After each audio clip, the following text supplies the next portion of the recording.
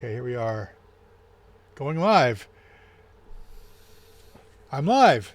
Excellent. Okay. And stream health is healthy. And uh, okay. Sounds good. Uh, you haven't got the YouTube up, have you, Nick?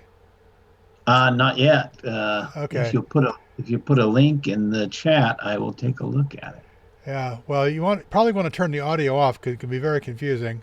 Yes, yes, I had that happen to me before, and it was terribly confusing, and it took me a long time to find it A too. link is not a problem. Let's see. Chat. YouTube. I'm going to bring that up on my other screen and Okay, got it. just so I can verify that it's going. Actually, you know what? I think the OBS might be better over there. Let's put the OBS. Now I've got to mute my stream here because my phone. Okay, well, we are live with Wow Signal Pub number 2. And as you can tell, it's very informal. Just just chilling. Sobriety optional. And let's see. I'm gonna hide that window. Now, if you I just put the YouTube link. Now, what I'm going to do is I'm going to put the link for the ah.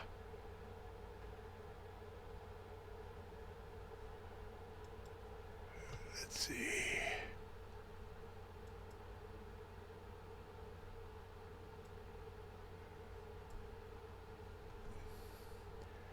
I'm going to tweet the link. Now, if I don't know who you are, if you think I don't know who you are, best to send me an email at wowsignalpodcast@gmail.com, and I will have my email up and ready to go. And if I see your email, I let you know who. Just tell me a couple of sentences, so I just know you're not one of those kiddies. Okay. So I'm going to put it on Twitter, and where's my Twitter tab? There it is. And I'm going to put it on. Oh, what happened to my Twitter? Twitter? Don't do that. Okay. First time I've ever seen that happen. So of course it happens now. Okay.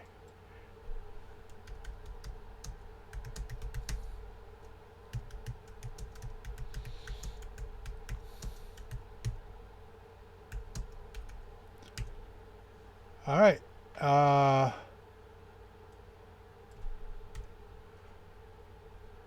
Now on Twitter, if you go to Twitter, Podcast Wow, you will see a link plus the meeting ID and the password. You can use either one. If you have the Zoom app, just join the meeting ID with the password. You will go into the green room first, and I will have a chance to make sure that you're not one of those. Okay. It's on Twitter now. It's already on Discord, but if you want, I'll put it there again just for those who are Discord challenged, which would include myself, by the way. I find Discord, I think if you're under 18, it's confusing. Under 18 or over 18? No, oh sorry, if you're not under 18, i.e. over 18, or 18, uh, it's confusing. My kid was doing that, when he was 12, and no problem. Uh, he's a little older than that now, but okay, Discord's coming up. For some reason, the Discord app takes a long time to load. I don't know why. It does take a little bit. It puts little wisecracky Yes, statements on wisecracking the, things in front of you. which for gamers, I'm sure is just exactly what you're looking for. They know their market. Okay. Here we go. I think it's already there, but I'm going to put it under announcements, and I also put a link in the chat for YouTube. So it's everywhere. Let's see. And I can see several people online here on Discord, but no one else has joined. Well, let's see. Soon yet. Rock Howard is online. Let's see. I'll put it in the general, just so that nobody has any question. All right, there we go. All right. So there it is. Oh, Rock thinks I'm West Coast. No, I am East Coast. Well, he had the time right, because he said 8 p.m. Central Time. And I said, Oh, okay, maybe he well, was referring to you. Okay. All right, not me. Okay. Anyway, this is not the audio is not going out to Discord. I just don't trust Discord enough to try that. Oh, there's Rock. Okay. I'm gonna go Brady Bunch here. Hold on. There we go. We need 8 people total to get total. There's Rock. Hi, Rock. I can't hear you. This happens every time. I don't know if it's not Rock. I think it's different people come up. Sometimes it's Chiro, and there's no audio, and I don't know. I don't know why. It's okay if you just want to use your built-in mic. The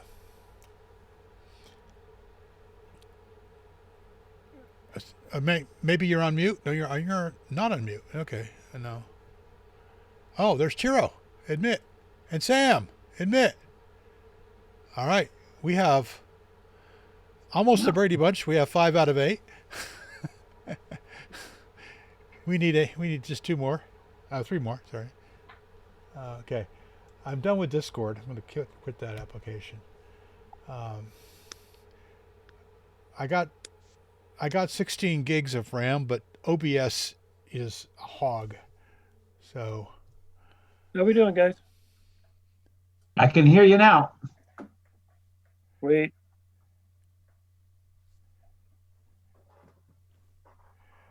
I'm gonna hold on here. I'm gonna. Test. This is a test. Hey, I hear you, Chiro. I hear Sai. Hey, how you doing? Test. Yep, and I hear Sam now too. What I don't understand is why. Okay, it looks like my Zoom window is insane. Oh my gosh! Look at the size of that thing. Paul, are you intending to record this? Well, it's going to YouTube. Okay, just checking. Let me just verify. I see the recording icon. I just wasn't sure what. Yeah, it's gonna record on YouTube.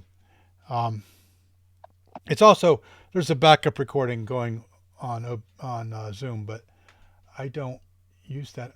Okay, let me get my window here. It's just insanely large, and I don't know why. There we go. That's better.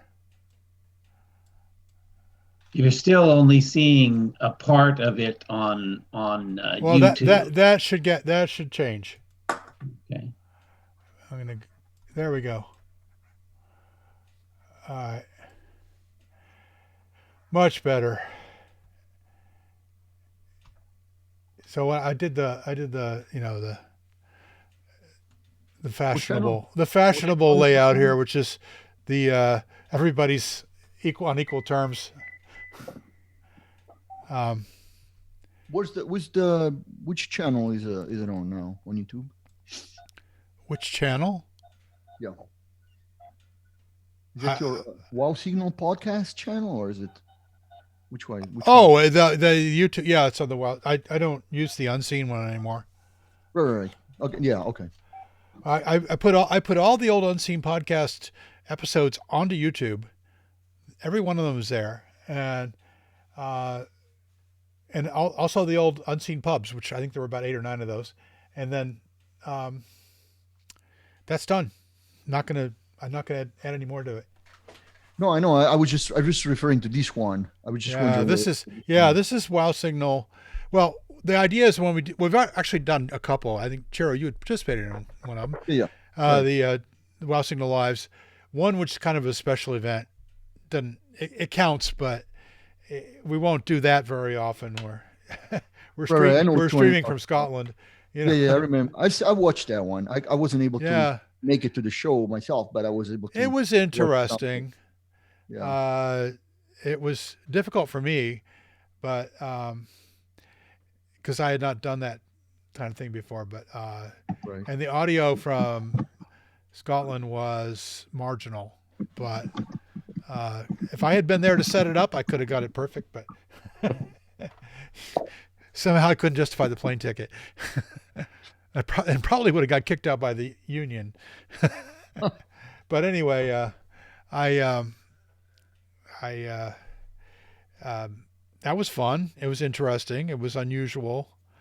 And then there was, and then we did, the one with Stella Kafka. So we have a third one coming up, I hope soon. I don't know who it's going to be yet. Maybe it'll just be a panel discussion like the old Unseen podcast, but more focused, more, drilling down on one topic. Right. Rather than letting it go wherever it wants to go. Ever since Nick's appearance on the Space Show, I've been listening to that with some regularity. That is it has something of the same. They have these call-in shows where just any random person can talk about their space thoughts, and it has something of the vibe of the old Unseen podcast in my opinion. Does it? I used to listen to the Space Show years ago, many years ago. He's still on it. Yeah, well, they had Richard Hoagland on, and I said never again. I don't know who that is. Well, you're better off. All right. There we go. Isn't he in the same class as David Icke or something like that? Oh, I don't think he's quite as bad as David Icke. That's another level of insanity. That. And by the way, I'm more familiar than I'd like to be with some of these crazy people, but Hoagland was a big Face on Mars guy behind that, pushing that really hard, and then he also alien bases on the moon, and he wrote books, and he was on TV a lot, and he kind of exaggerated his credentials quite a bit, and he managed to, I think, make a living at being the Face on Mars guy. So I think probably 7-8 years ago, the Space Show was on and they had Hoagland on, and I go, I don't even need 5 minutes. I said, that's too much. That's too much Hoagland. And I couldn't forgive him for that. So I unsubscribed. A lot of the people who call in seem to be like kind of uber establishment, old space type people, people who work for Lockheed and companies like that, so they're all even pretty skeptical about Elon Musk, let alone going off into crazy Mars space conspiracy. Oh, well, Elon could point to an accomplishment or two, but that's tangible and measurable.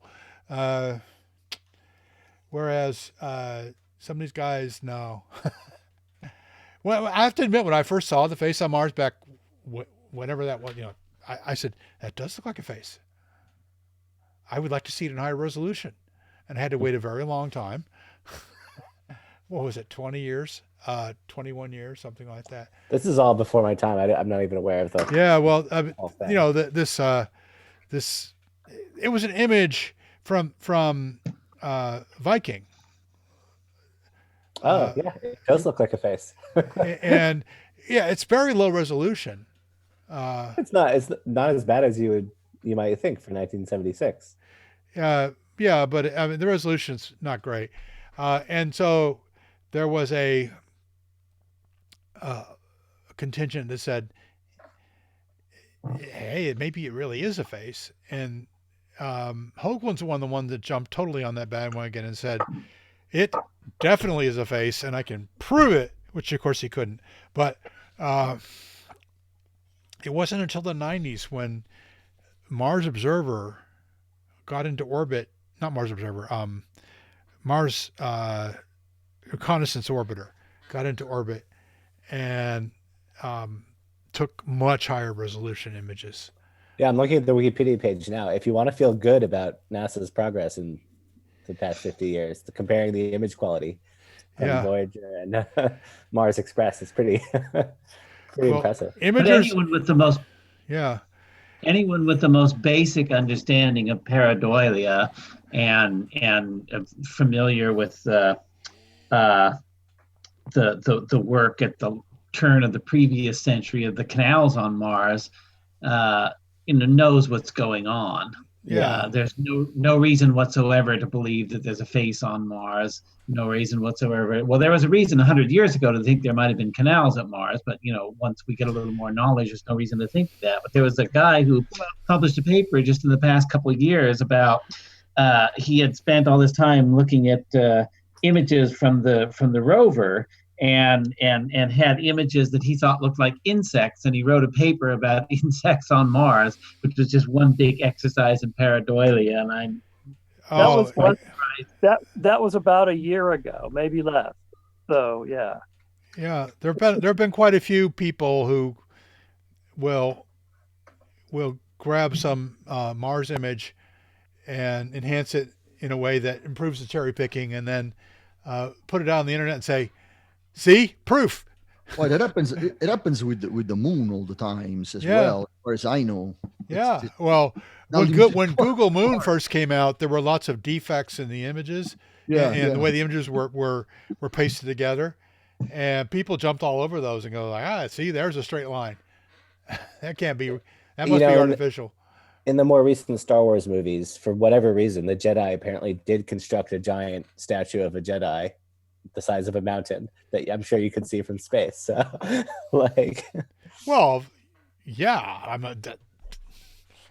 that's as one does if you're a Jedi, but the thing is that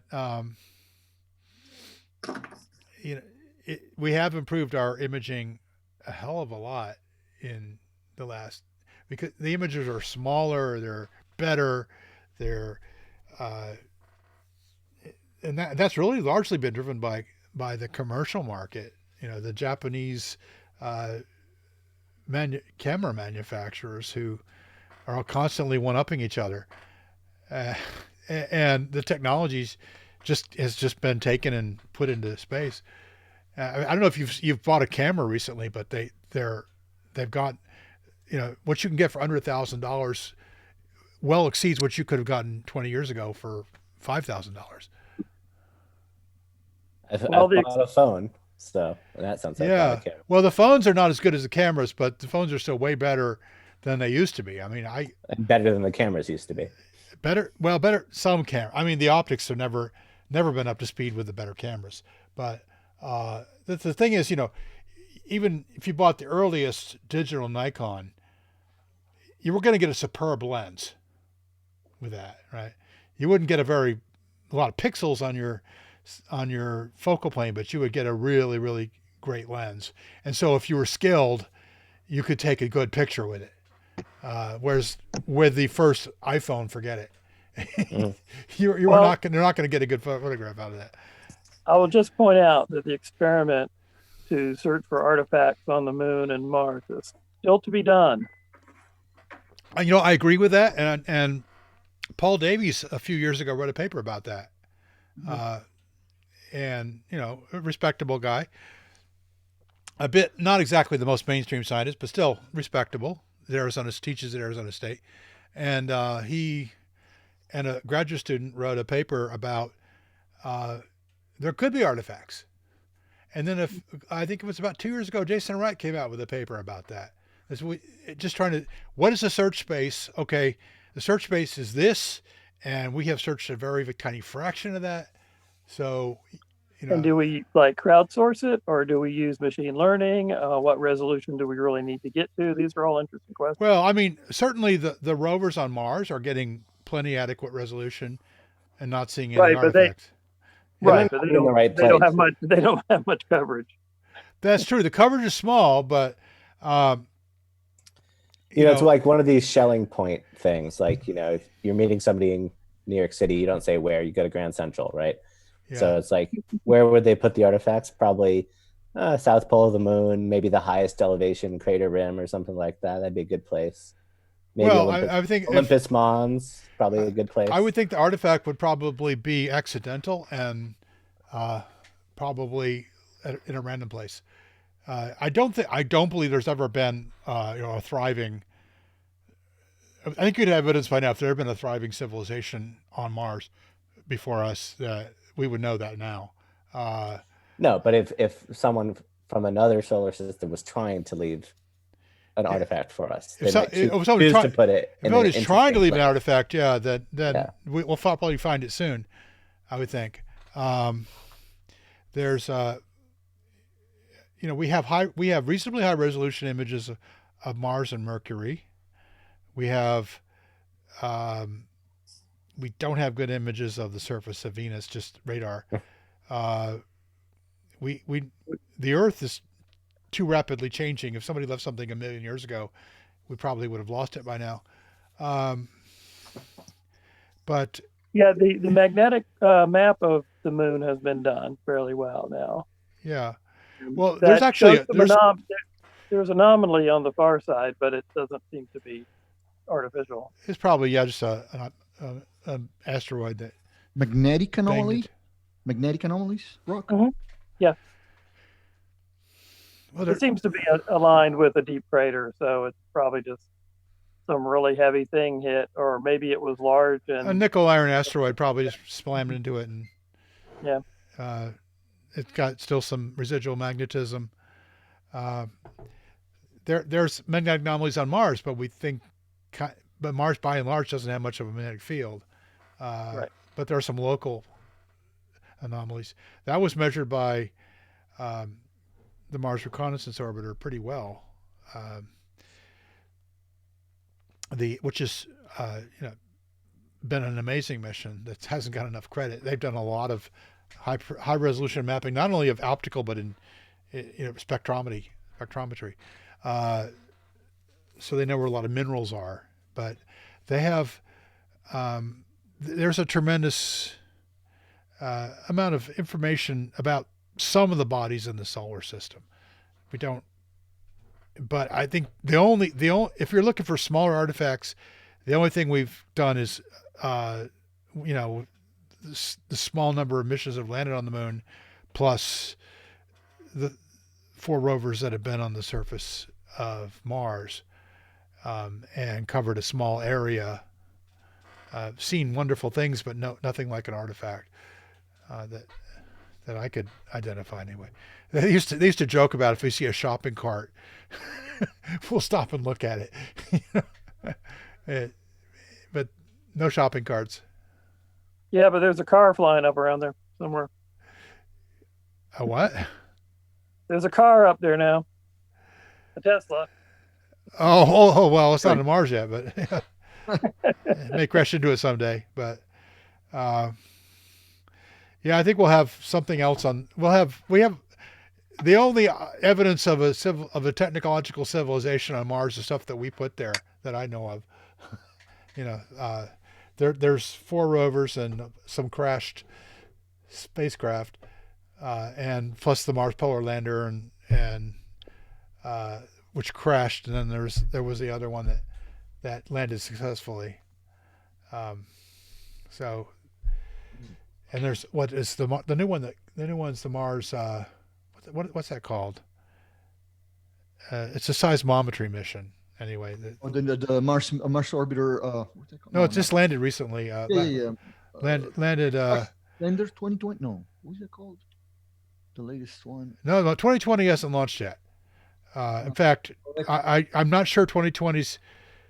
They're not sure it's going to go on time. It may actually slip to the next window because of the pandemic. but They're gonna have to change the name. they may change. They are going to change the name, but they always give it a name before they launch, and then when they arrive there successfully, they name it after some. They give it a name, like Perseverance or. Oh, the Insight. Is that the one you're referring to? Insight. That's it. Yeah, Insight. Yeah, that slipped my mind, but yeah, Insight. Really, has that always been the tradition that they didn't get the official mission name until after successful landing? Well, they've already named Perseverance,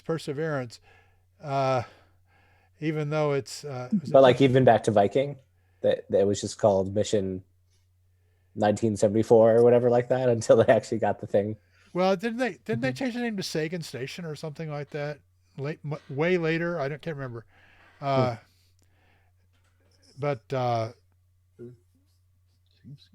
no, it wasn't. No, it wasn't that. I can't remember what it. But yeah, the Viking lander. But these days they give it like a cute name, like Curiosity or Opportunity or something like that. And some of these other missions they get named after a famous scientist. But I got to see the Vikings take off, both of them. Yeah, that's cool. Yep, it was the Saturn 1B. It was a pretty rocking launch. Are you in Florida, or you traveled there? At the time I lived in Savannah, so went down the coast to see it. Mm-hmm. Yeah, I want to get down there soon. The next Falcon Heavy launch is probably not for a while, but I'd like to see that. They're going to put you in quarantine, Paul. I'm already in quarantine. You go to Texas for the hop. It can't get worse. Well, I'm yeah. It's my kids that are going crazy, not me though. They should take up podcasting. Take up what? Podcasting. Oh. Good way to pass the time. I have suggested that to them both at different times, and they have looked at me like, "What?"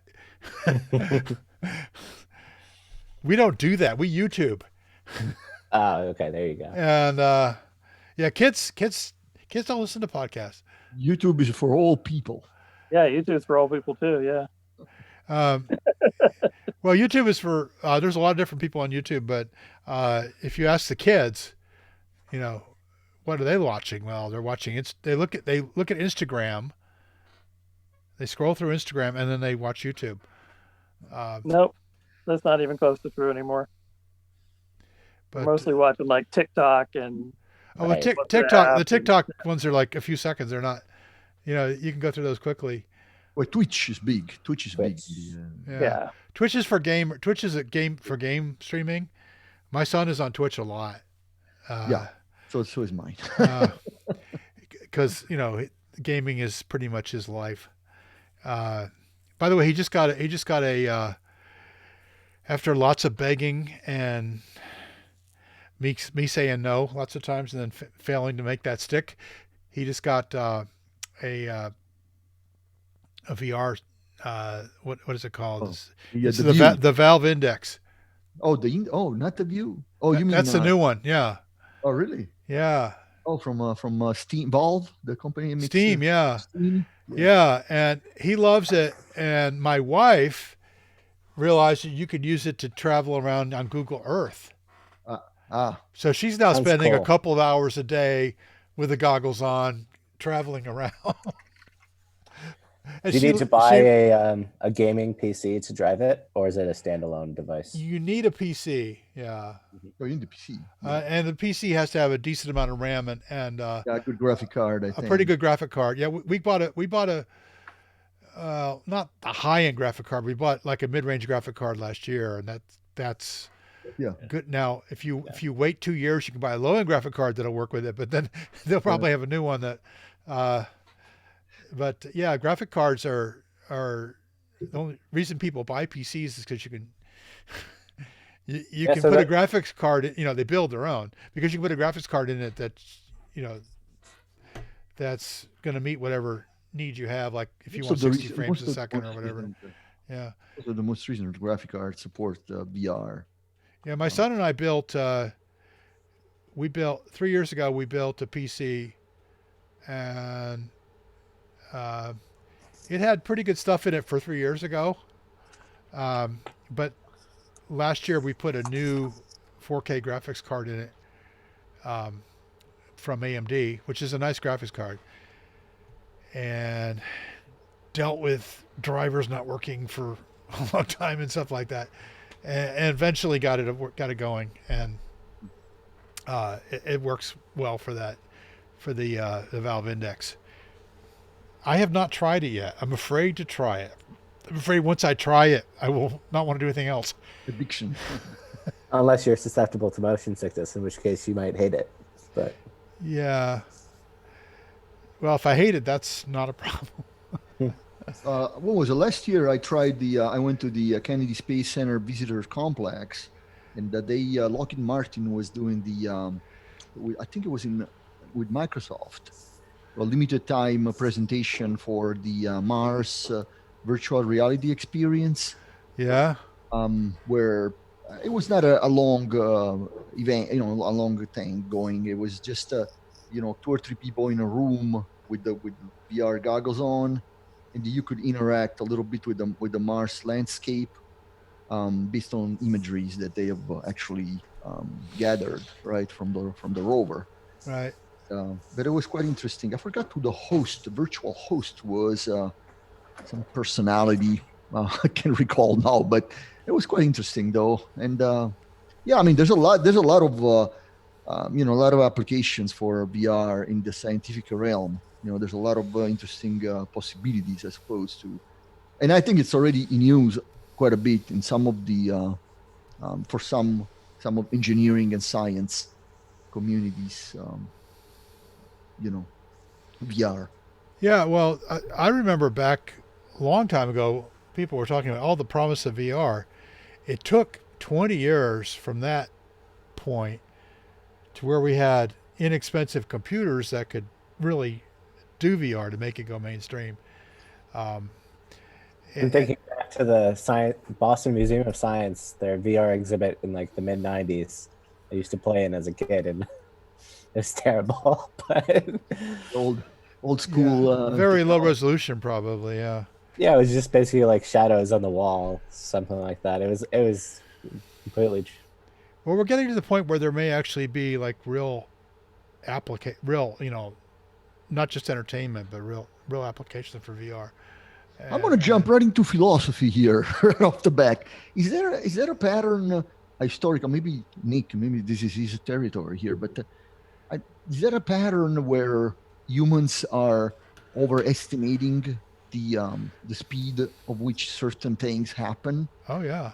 General, have we been overestimating throughout the years what we thought was going to be happening in a matter of a few years, and then it turned out that things are really much slower in the human lifespan? I mean, what do you think about that? Well, I think we first of all we assume sort of a uniform progress in all fronts, which has never been the case. For example, airplanes today are physically not that much different from what they were 50 years ago. They have slightly better engines. They have much better avionics. Right. But they're essentially the same thing, right? A passenger aircraft is, the 747 really hasn't been, You're saying that airframes haven't changed much, and they haven't. No, they haven't. Because once you know how to design a good airframe, you can't improve much on the 747 for passenger transport. You can't improve much on the F-22 for air superiority. I mean, once you can lay it all out in an equation, which has been done for fighter aircraft, you basically know how to optimize that design, and it's going to be hard to go beyond it until technology reaches a threshold that allows you to do something really different. It's not just technology. I mean, the constraints on an airframe, assuming a high level of safety and a high level of carrying a lot of passengers, those constraints are very tough. In general terms, do we have the tendency to superficialize when we are not really in the known of a specific field as humans in general? Do we have the tendency to say, okay, we can really make this happen in thought, a certain amount of time. And in reality, that it's always an underestimate of, the Silicon Valley guys like to say that the error goes in the opposite directions depending on the time horizon. They'd say, like, on the 5-year horizon, people systematically overestimate how fast things are going to change, but on the 10 to 20-year horizon, people systematically underestimate the rate of change. That's interesting. Yeah. I think it's anecdotal, but I also think that it has to do with what was the rate of change when you were kind of in your formative years to become an adult. And so in my case, the change between 1960 and 1970 with the whole moon race happening made it seem like, 2001 was realistic, But of course, that level of change dissipated fairly quickly. Exactly. That's what, the space race. I mean, that's a perfect example, right? Everybody, people of our generation, they all we thought that back then, right? By now, we would be already have a considerable amount of people maybe on Mars and beyond, right? Well, I think that was more of a failure of will and a failure of motivation rather than a failure of technology. But we could have done it. I agree with Paul on that. But in the bigger perspective, we're all talking from the perspective of people who are born after the Industrial Revolution, when one technology or another has been advancing exponentially, whether it was steam engines or internal combustion engines or space travel or commercial air travel or computers. But you go back before the Industrial Revolution and people expected things not to change, and mostly they changed very little and very slowly. Well, some things do change very fast. So the expectations have changed. Yeah. That's what you're saying, Nick? Like at some point in the history. Yes, the expectations have changed since the experience of exponential technological change began with the Industrial Revolution, more or less. Right. So we've become more aggressive in terms of overestimating things. No, I mean, we become accustomed to the fact that in some areas of technology advances very rapidly for a period of time. Usually, it goes through, you get an exponential increase and then it evens off, and then some other technology comes into play and it takes over and it goes up again. So you see it's possible, and like as Rock was saying earlier, you live through this stuff. And I was from the same. My childhood was during the space race, and my whole life had to accept the fact that we're not on Mars and we're not on the moon. It's been a devastating thing for me personally, but we know it can be done if the will is there and the resources are made available. Or look at how vastly, dramatically the world changed during the Second World War over several different technological fronts. With the introduction of radar, the introduction of jet engine bombers, the digital computers, atomic weapons, and guided missiles, all within a period of about 5 years, because people were spending money like their life depended on it, because their life did depend on it. Yeah. So I wonder if it was just a stochastic coincidence, so to speak, that this occurred. What I'm getting at in simpler terms is that because could it be? Let's just talk about one thing in particular: the space race, right? How it evolved with the Apollo program, the general excitement. Could it have been possible that because of a series of events that happened throughout the course of history, by now we would have been able to be in a better state, in a more advanced state, or just it was inevitable that we haven't progressed at this point? No, it could have been worse. Could have been worse, you think? Okay. Oh, we could easily have lost the Apollo 11 astronauts on their return to Earth. There was a close call between the service module and the command module. If they had crashed on reentry, they would have died, and I think that would have curtailed Apollo right then, and that would have been it. So I think in some ways we kind of ended up in the middle. Right. What about the opposite, though? Could it have happened? I heard that the fun would have been true, though. things would have been right. I don't know if this is true or not, but I had heard that Nixon had already decided to cut the funding while Apollo 11 was up in the air. Like, it was already sort of a foregone conclusion in budgetary terms. I don't know if.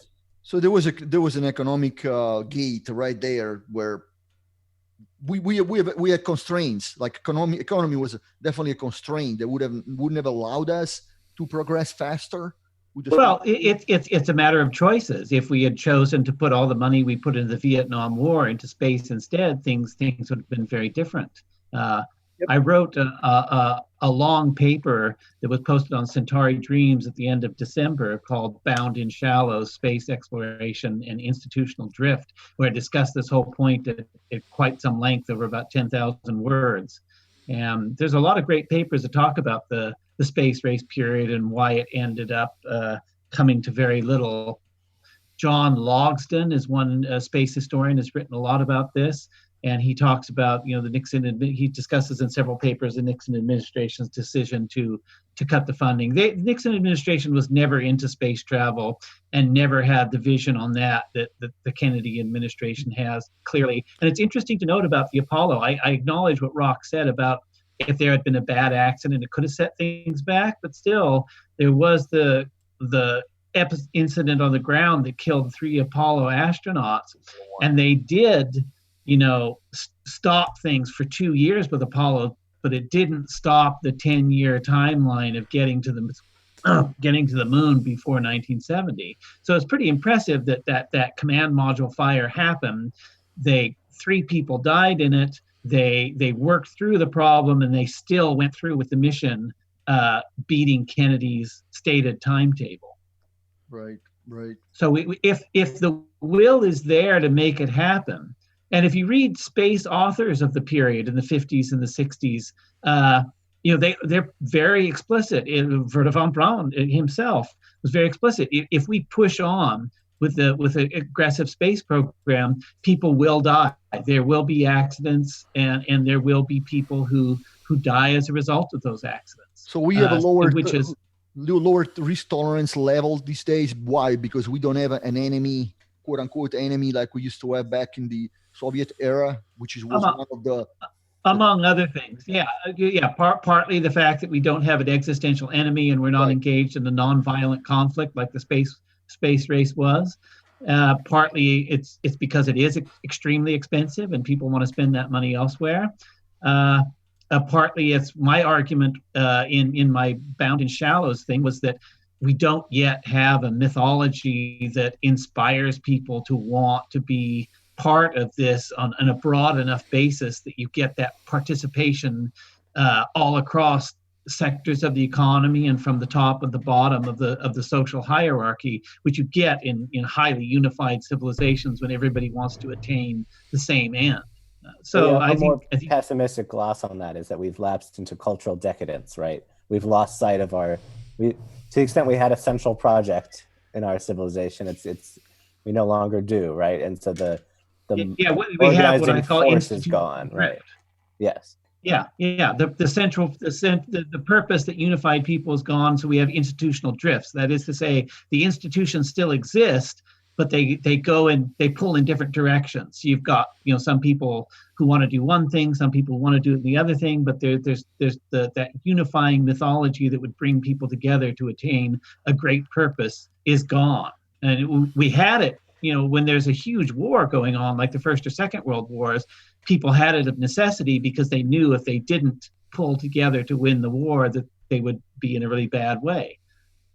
I think it's almost a more interesting example in Russia than in the United States because the spacefaring ethos went back longer in Russia, had always had a more spiritual or philosophical foundation. And yet Tsiolkovsky and Russian cosmism. Right, but then the collapse of the Soviet Union was enough of a shock to the system to sort of beat it down completely, and it sort of doesn't seem like it's coming back anytime soon, Yeah, but the Soviet Union collapsed between 89 and 91, and we already had the end of the space race by the end of the Apollo program in 1972.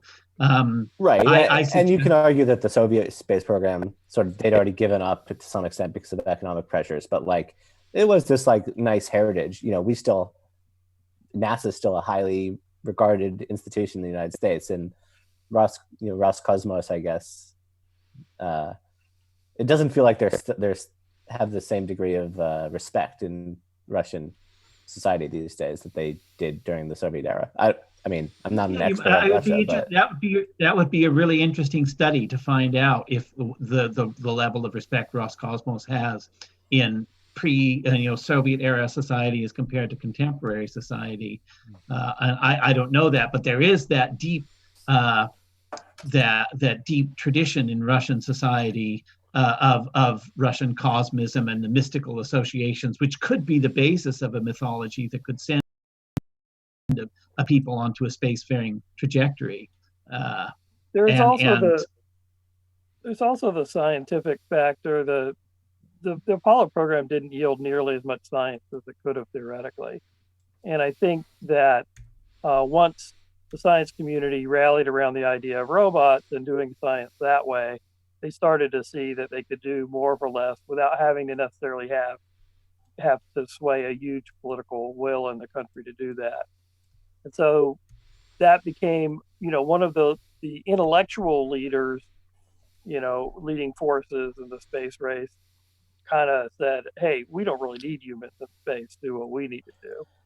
They actually, by the time you put it into the more for less framework, I feel like you've already given up the game, right? You're sort of saying it's about budgets and efficient use of resources rather than about, new frontiers. We have to do this. No, it's about having my career and my tenure and my experiments and not having that be beholden to. So it should almost. But it's not visionary in the way that von Braun was, right? I mean. No, it's very pragmatic. Yes, absolutely. It's not visionary. And one of the things I wrote about was that when an institutional purpose fails, individual interests come to fill the gap. So yeah, it becomes, instead of we want this to be the greatest spaceship we can possibly make together, I'm going to defend my career and I'm going to have a good salary and a good retirement, and that's really all that counts. I mean, you can actually, I sometimes read between the lines here, but it seems to me at times that NASA has taken an approach to finding life on Mars as slowly as possible to stretch out the whole process, as if they're afraid that if once they do find it, that all their funding for future missions will be cut because it's done. That's an interesting perspective, but it could be just as well. The stagnation of the space program since the end of the Apollo program, has gone on for 50 years. There's no reason it couldn't go on for 100 years or 200 years.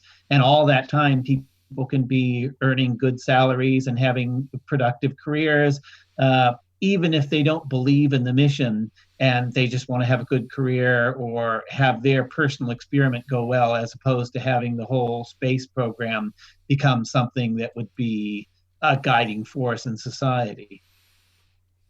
I think that's why I still am so attracted to the search for technosignatures and such biosignatures, because that adds a new dimension that I think would hook in the political will to do more. Hey, they're out there, we got to get out there too. And I think that's a really important perspective to try to change people's minds about it. And it's just such a moonshot thing, though. Well, yeah, but you could have tomorrow. You could have a technosignature pop up that it would take months to evaluate it, but that could. But it depends on where the technosignature is, right? If we find something in another galaxy, I don't know if that's going to inspire space exploration. It might inspire more astronomy. But if we find a shopping cart on the lunar far side, that might, that's a different story. Yeah, it entirely depends on what we see. But if we see Kardashev Type 3 civilizations in another galaxy, then that is kind of we better get off our butts if we want to survive in this galaxy kind of moment. Well, it would say it's possible to survive, but I'm a skeptic. There's anything like a Kardashev free civilization anywhere, but Oh yeah, that's a fair viewpoint. because I just don't think you can. Well, the Kardashev view is very Soviet, right? It's like this centrally managed and planned expansion into the galaxy, but I don't think that'll ever happen, just because of the speed of light, if nothing else. Not to mention economics, but Well, there are other there's problems something- with it too, but the point was, if we saw widespread techno signatures from another galaxy, we would know that it's possible for a civilization to have a deep impact on a given galaxy, and therefore there would be this impetus to say, well, let's do it ourselves before someone does it to us. yeah, It's an interesting case, partly because that would be what I think is a historically rare phenomenon, which is where a genuinely scientific discovery would lead to a kind of technological or cultural paradigm shift, as opposed to a more engineering-driven type thing. Like, I think, there's this sort of high-level view where, like, the Industrial Revolution was a result of the scientific method being developed in the scientific revolution, but I think that's ahistorical, and it was really like, guys tinkering built, is more engineering driven. And that, I think Chiro's question about sort of the economic determinism aspect of this is sort of interesting. Like, if instead of like the space race, you think about airframes again, like how much of it was a completely, the fact that they're still flying B-52s 50 years later or whatever, right? 70 years later? Is that, it's getting close to 70, yeah. So we're on some engineering trajectory. Everything's been super optimized. But then you read about how before 1940, most people thought that the future of passenger air flight was seaplanes, really, really big seaplanes. Like Spruce gooses. Yeah, well, that there you can thing is that there's kind of a bias here. There's always a lot of prognostications about the future, nearly all of which are wrong. Right? And then if one survives, you might notice that one. But the thing is, we tend to get wrong what's going to change rapidly. For example, what the things that have been changing rapidly lately have been information processing, the ability to do that. Batteries, energy storage has gotten vastly better and cheaper. Energy generation really hasn't changed much at all. I think batteries have actually been kind of slower than what people expected. Well, if you look at the cost per kilowatt hour of a lithium-ion battery, it's gone down a lot in the last 10 years. I mean, dramatically. Yeah, but you still can't beat the energy storage just from a lake, and water level. Yeah, but not everybody has a lake available for that purpose. You don't have one? No. What are you doing? I have a stream outside, but no. Seriously, I mean, in terms of the kind of energy storage you need for renewable energy, that has gone from way out of reach just in the 90s to in reach now. And we're talking. I was in the solar industry for a good 3 or 4 years, and I saw all the projections about how quickly the battery stuff will come along. None of them were hit. And so, yes, there's been a lot of progress. It's just taken at least 2 or 3 times as long as people predicted. There has been a lot of progress. It's been on Elon time, which means you have to wait a little longer.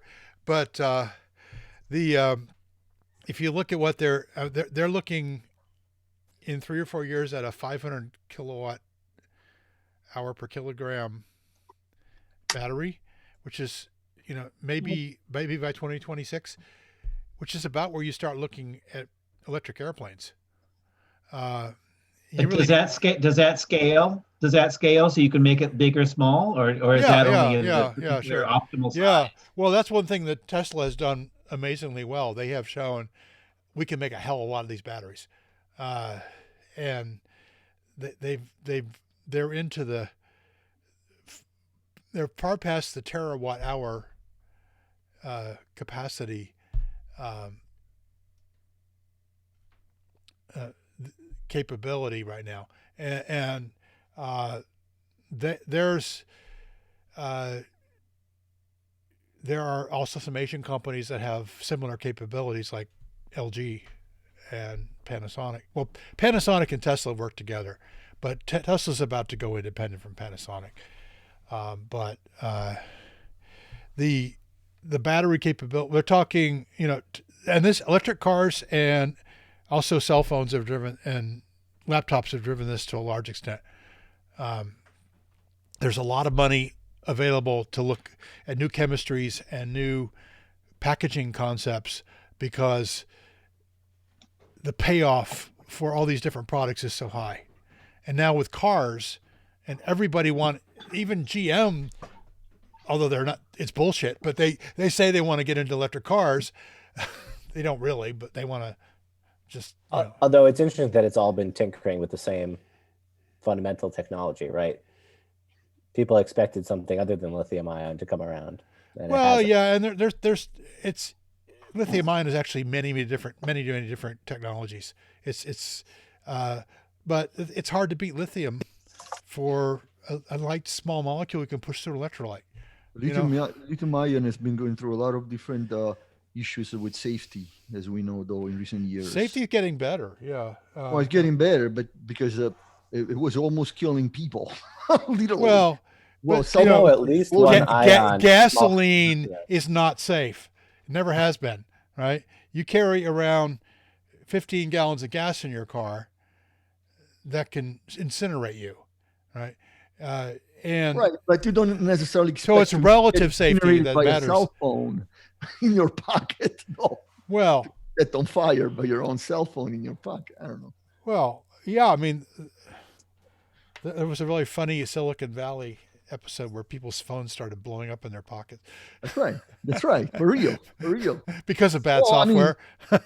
There was I've had my share of I don't know about you guys. I've had my share of Samsung phones that have been swelling.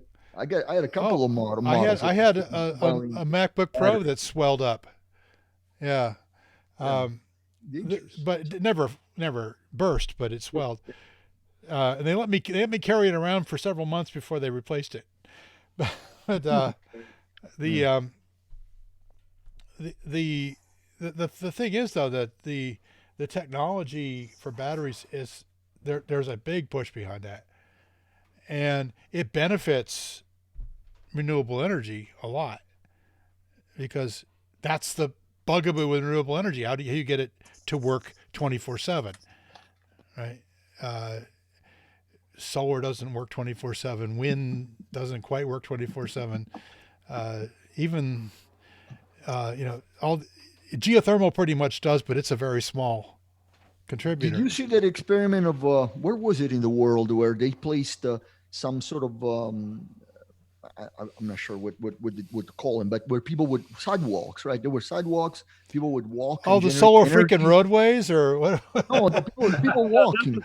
This is capturing football energy. Yeah, well, I've seen there have been shoes that were like that, right? That were designed to capture, but they're not very good. They don't light capture up Nikes. I still see kids wearing those. Yeah, little kids. When my kids were little, we bought them shoes that when they ran they'd light up. Yeah. No, this was the side. It was a sidewalk or a road, whatever, right? And they would generate energy by people walking over it. Yeah, right. They had installed. Every time I've seen somebody do a back of the envelope calculation about that sort of system, it's never worked out. But Yeah, well, the solar roadways were complete insanity. The last place you want to put a solar panel is where somebody's driving over it. Well, it's a little different, though. I mean, we got solar paneling everywhere nowadays. I mean, we got solar panels powering the LED lights. Yeah. Traffic cameras and traffic cameras. You see them, right? The little panels. Yeah. I want to. There's if you walk down the path next to my house and go about half a mile, you get to the side of the stream where there's a solar powered environment monitor that was put there by the Maryland Department of Natural Resources, and it's measuring at the creek level, the level of the creek is at, and a couple other things. And it's got a little antenna sticking out of it and a solar panel. And I don't know if it works, but I presume it does. I'd love to get the data from it. But it's solar panels are everywhere, and people are I'd say about 10% of my neighbors have them on their roofs now. And I have a lot of trees, so I'm not sure that's going to work for me, but I would like to get solar panels on my roof. Well, yeah, I mean, in many communities, you get paid back by the electric company. Yeah. That's tricky in the United States, at least. Yeah. Well, I have half my roof is south facing, half is north facing. So I'm kind of like, the north facing roof isn't going to do that well, but, the south facing roof might get a decent amount but there's a lot of trees. So in the summer, a lot of shade, not going to be that great, but, I'd love to get solar panels and a power wall or two power walls. You should clearly just chop all the trees down to be a good environmentalist. Clearly not. First of all, have you ever paid to take a tree down?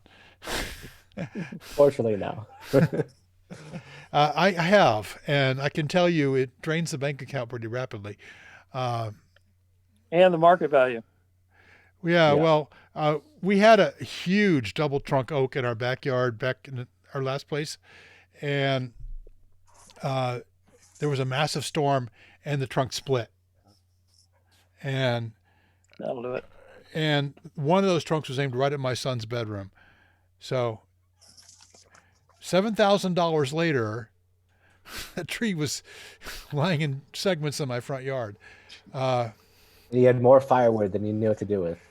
No, this thing was massive. You couldn't even cut it up for firewood. I mean, it was. People came by and asked if they could have it because they wanted to use it for furniture. It was white oak, in perfect furniture quality condition. Which we eventually got it all off the yard, but it was huge. And it cost a lot. You have to have a certified climber with insurance and all that. Go up and chop it off in chunks, and it takes. And then you have to bring a crane in. I don't know if you've ever rented a crane before, but they don't do that for free. And the crane had to be big enough to go over the house, grab the chunk of tree, and then swing it over the house, not drop it on the house, and because these things were a couple thousand pounds a piece, at least, and they were. It was. Nerve-wracking and very expensive. The crew was out there all day, and they had a guy out there, a crane operator, and just the crane operator, you're paying, with overhead, you're paying probably $150 an hour. So it was crazy.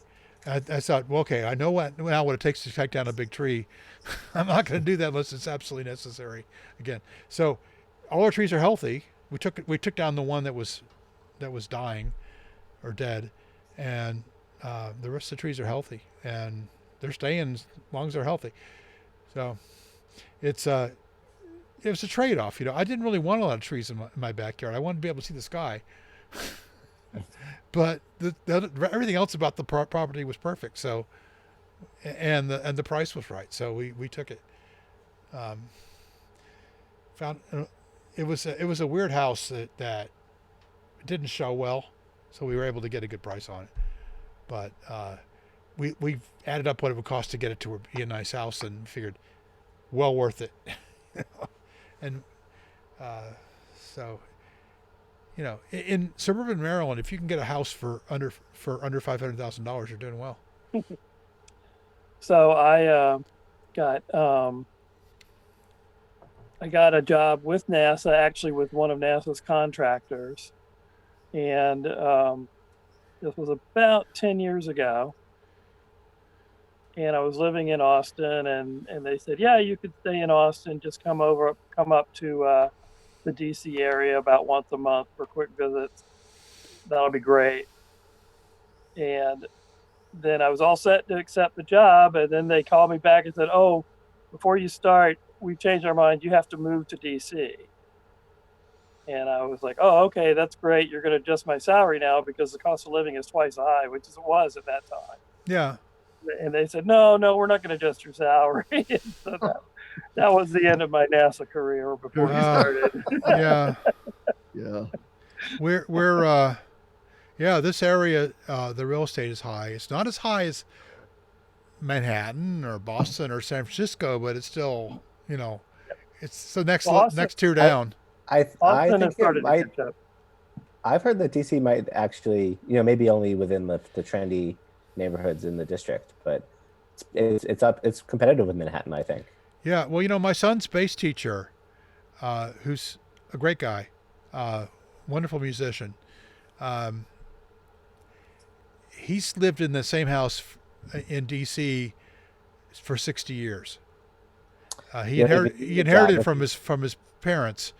He owns the house outright. Yeah, so he's teaching music is just a side gig for that. The appreciation of the property values is true. But he can't cash in on the property value unless he moves out, right? So the thing is, no, he's actually not doing well on cash because teaching music is not a lucrative profession. And it doesn't matter how good a musician you are. Everybody knows he's a great musician, but there's just a limited market there. So he run the numbers. How many lessons can you give in a day, and how much can you charge from? Well, he charges $75 an hour, which is very reasonable for a professional of his caliber. I wouldn't pay that much for an average guy, but that actually I thought that was very reasonable. Right. So, and he gives several lessons a day. But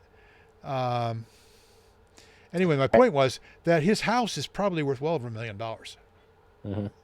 It's one of these little brownstone type houses in not quite in downtown DC, but just outside that area, near the National Zoo. And it used to be a really rough neighborhood where nobody wanted to live. Then in the 70s, late 70s, early 80s, was gentrified mostly by gay gentrifiers who came into the neighborhood. A lot of them died off in the 80s because of AIDS, but they were replaced by new people who are a mix of gay and straight and everything else. It's now a very nice neighborhood. People walking around with their baby carriages and young women out jogging by themselves. Very, it's pretty safe. But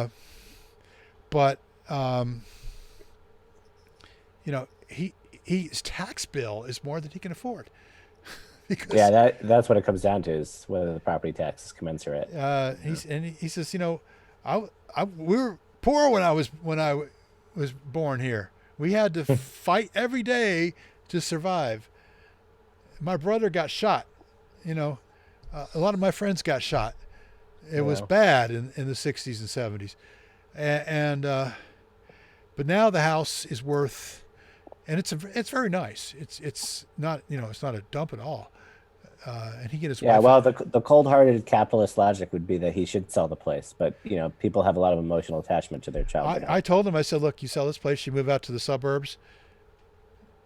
You'll probably have more students, and you will move to the Upper Peninsula of Michigan, get a house for less than six figures. Yeah, and live I know a lot of base students in the UP probably, but you never know. Maybe one or two. Well, he has a reputation. If you ask anybody who should be the bass teacher, they'll point to him, because he's a great musician and a great teacher, which is, not a common combination. There's great musicians who can't teach and great teachers who are average musicians, but he's really both. And he because of health problems, he couldn't tour anymore. He couldn't play the big paying gigs, and also he can play any style of music, but he really doesn't want to play just anything.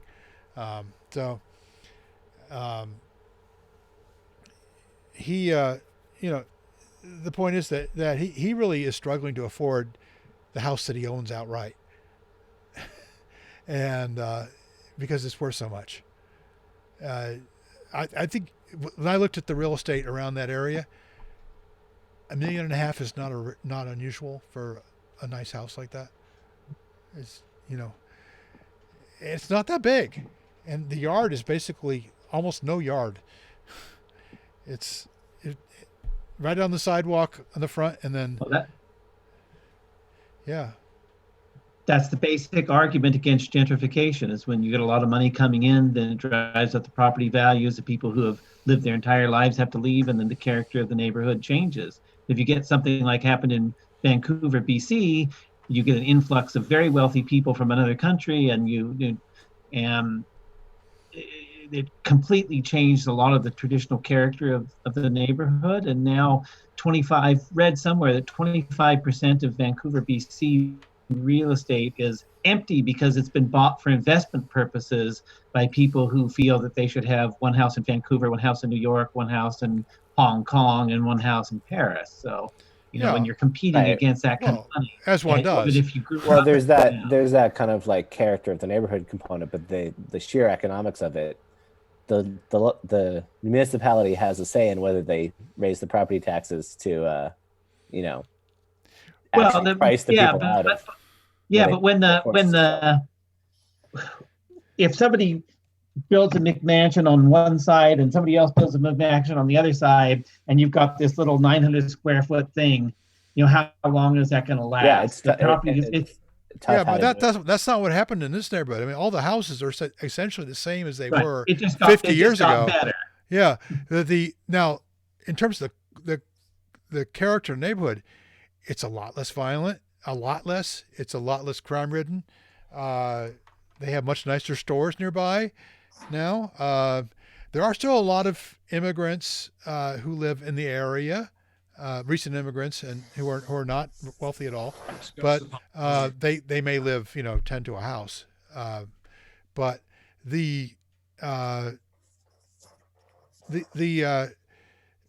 what has changed is that it's very hard for the legacy people who grew up there to stay because of the taxes. And there should be some kind of grandfathering in of lower tax rate for those folks. You do that by bribing the tax assessor not to raise your property value, your assessed value, right? Yeah. Well, I've been doing that in our house here in Austin for years and years, and this year, finally, the assessment went up 37% for the building. And this year I was told by a real estate person that our building was sufficiently old and decrepit that it's basically a tear down. Oh my God. So the building assessment went up 37% at the same time. So I can't put money in the house anymore because that makes no sense since it's a tear down. And now my taxes equal my mortgage payment. So I'm pretty close to paying off the mortgage. I think we're about 12 years out, but the tax payment, so we pay it off. We still get to pay 50% of what we're paying now. So. All right, gents, I got to call it a night. Nice talking to all of you. Good night, Sam. Good night. Good to see you. Well, I have a sister who lives in Seattle, and I was talking to her about a house that's for sale on her street. And I realized that what's actually one of the things that goes on in a hot housing market where people are moving and a city is growing is there's kind of an arbitrage effect that goes on, because you get even if a house is worth a lot of money, like a single family house in Seattle starts at about $500,000 or $600,000, goes up from there. So even if you've got a house that's pretty decent, I mean, it's not considered a tear down, the house flippers come in. And if it's worth $600,000, well, they know with a little effort they can make it worth $800,000. So they come into the neighborhood and they flip the house and they make a couple $100,000, and then that has an effect of all the surrounding areas gets pushed up to a certain level, and that keeps pushing, escalating each side of all the areas of a neighborhood, or all the areas of an entire city if it's a really fast growing city like Seattle or San Francisco. well, San Francisco itself can't grow because of geographical limits, but the area around it, the density of housing. Well, that and the NIMBYs in San Francisco. Yeah, because the agents, the real estate agents, base their valuation on the value of the houses in the neighborhood, right? So it tends to always go up more and more because of what you were saying, I guess. Well, you have to have the demand. Somebody's got to have the money to pay that, right? Well, but I guess what Nick was saying was that if they flip the house, right, so the value goes up, and now the real estate agents, they're trying to sell other homes, they're going to base the appraisal on the houses that are nearby. Right. So, yeah. And this is an effect that's felt in growing cities. If you've got a city that's flat or declining, there's no incentive to come in and flip a house that's already worth $500,000. But in a city where the house is worth a lot, like Palo Alto or San Francisco or the neighborhoods we've been talking about, even if a house is worth a lot, if somebody sees they can make it worth a little bit more. This is why I compared it to arbitrage, currency trading. The way that the financial system is kept balanced on a global basis is people who see a tiny little difference between currency, they apply these vast billion-dollar tranches of currency, and then they trade it off and they get that little bit of a sliver between the two, and that keeps the system in balance. And that's what's happening with housing is when you've got a market, it pushes the neighborhood up to the highest value in the neighborhood because people have an incentive because they know they can get that money. Right. But there must be also a demand, right? I mean, a market. Yeah, there has to be a demand. Like I say, in a city like Detroit, where people are leaving, Detroit in the middle of the 20th century had a population of 2 million people in about 1950. Its current population is about 750,000 people. So they've lost more than 50% of their population in 70 years. And, there's all kinds of pictures on the internet you can see of broken down neighborhoods in Detroit. I mean, there's no incentive to flip a house in Detroit because nobody's going to come in and pay more. But in a growing season, in a growing city, there is an incentive. Well, there's still timing. There's still cyclical things. Like in LA, we had a fairly cheap starter home that tripled on us, and we sold it. And 6 months later, the guy who bought it could no longer do his flip thing because the real estate market crashed for about 6 years. Mm-hmm. So we got very lucky on the timing on that one. Yeah, I think flipping is pretty risky. It is. It's pretty risky, but people make a good living with it. So. But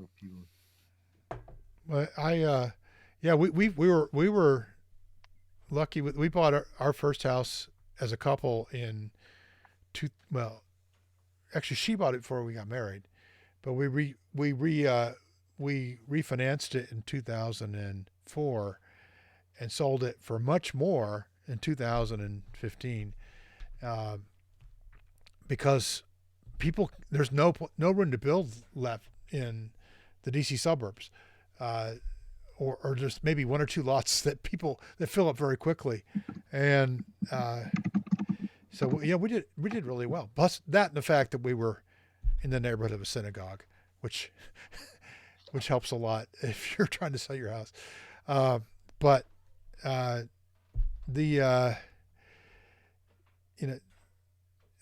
we probably I don't know if we may have topped out here in DC.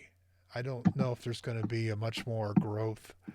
Yeah, there'll probably be a pause across the country, I would think. There was an Obama boom where there was a lot more people moved to the area, but then that seems to have kind of be leveling off now, and I don't know what's going to happen. We're going to have an economic crunch over the next, who knows, months, years. Unusual times right now. Yeah. But it's interesting. You see people adapting. People who used to work in restaurants are now becoming Instacart shoppers, or, doing something else where they can get into an essential business, and it's a scramble for the folks who were living paycheck to paycheck before. this happened. Small business, the people are suffering so much. Like, well, there's different categories that are suffering. Yeah, Not well, just there's one, but the small business, mom and pop shop. That was. Oh yeah, a lot of them have Situation. closed and won't reopen because they just don't they won't have the money. There are some small business loans that are happening. There's some stimulus funding, but I'm not sure it's enough. I've heard stories of because of the chaos and what we could call the fog of war in this situation. I guess Yeah. there's been the big firms.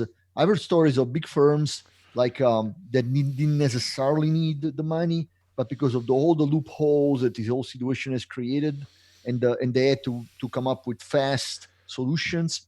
I've heard of law firms that make a boatload of money. Anyway, they were able to get a lot of the money, and maybe people that really needed it, some shops they have zero business now, they were not able to get anything because the states basically have run out of money. So now they're trying to allocate more, as far as I know, right? They're trying to discuss now, the Senate and the Congress, they cannot agree on a new package. I believe this Yeah. a couple of days they're trying to get something else out there, but Yeah, it's there's mess. it's a huge mess. Yeah. People don't even know, why some people are getting some money and other people aren't, and why is it going to certain businesses and not others? And Yeah. It's just it's a mess. Well, that's nothing new. We have that all the time. yeah, I know. Yeah, exactly. When I Yeah, got in normal to- circumstances, we have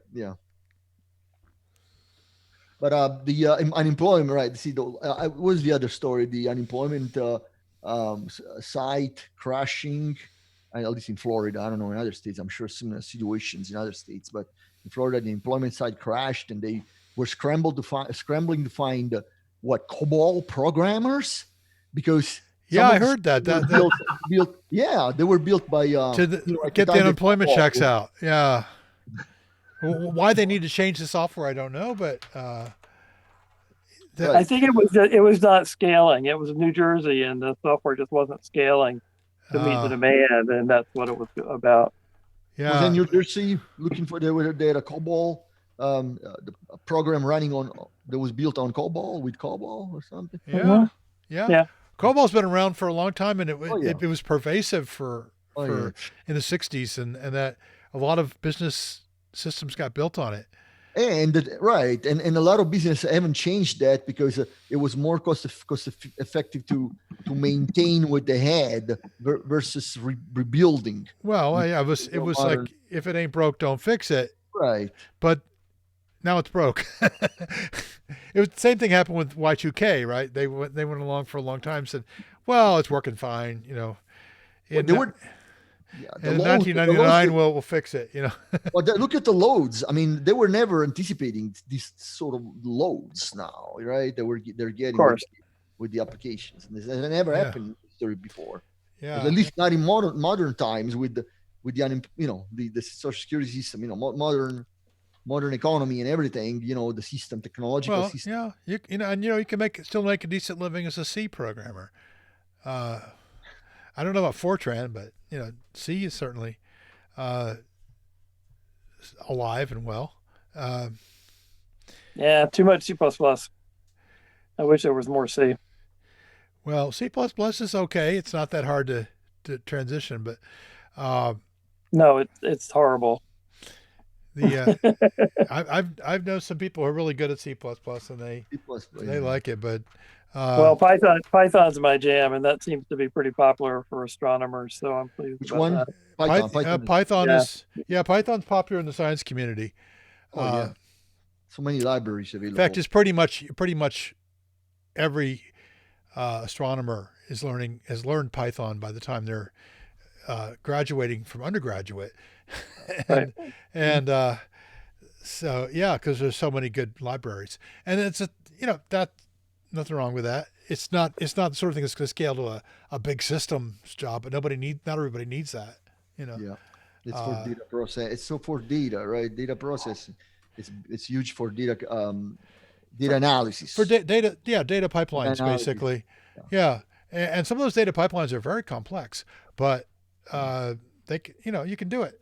So I was hoping to start talking about my project in astronomy that I'm starting to put together, but I guess we're not going to have time today. No, go ahead. Go ahead. Start. Oh no. There's really not a time constraint. Okay. So over the Christmas holidays, I fleshed out the concept for basically a website, interactive website that would track technosignature and biosignature searching. And so the idea is that I'd have an assortment of linked databases that would keep information about, let's just focus on technosignatures. I kept them separate for a reason. We can talk about that. But for technosignatures, I'll have a database of the different kinds of technosignatures, descriptions, and then the axis of merit scores, a la the guest you had on Sophia Shake. Sophia Shake. And then I want to extend that so we can actually have scoring functions so that you can do some comparisons in terms of depending on the criteria you choose for your scoring function, you can figure out which one of these are worthy of more attention than others. Then the other similar pillars in the program would be the data sources. There's a lot of available data. There's lots of proposed data sources. Those could be mapped to the different technosignature searches. You talk about the availability of the data and so forth. I'd also have a repository of papers about technosignature searches. Again, they'd be linked to the different styles of technosignature searches. And then, this is a fun one, the actual detections. Now, we haven't actually had a detection that reaches 100% threshold, but I would argue that we've had a few that maybe get to 1 or 2%. And so scoring the quality of these detections is an interesting process too. And then you can have an axis of merit style scoring thing for the quality of the detection. You know, how likely is it that the wow signal was actually what we hoped it might be? Obviously, it's far, far away from anything where you could say it's any level of sigma, but still, you know, compared to other signals, it might be the king of the roost right now. And you could, again, have scoring functions and figure this out. And then the one that's going to be the most challenging, but I think also the most useful, is the final thing that ties this all together.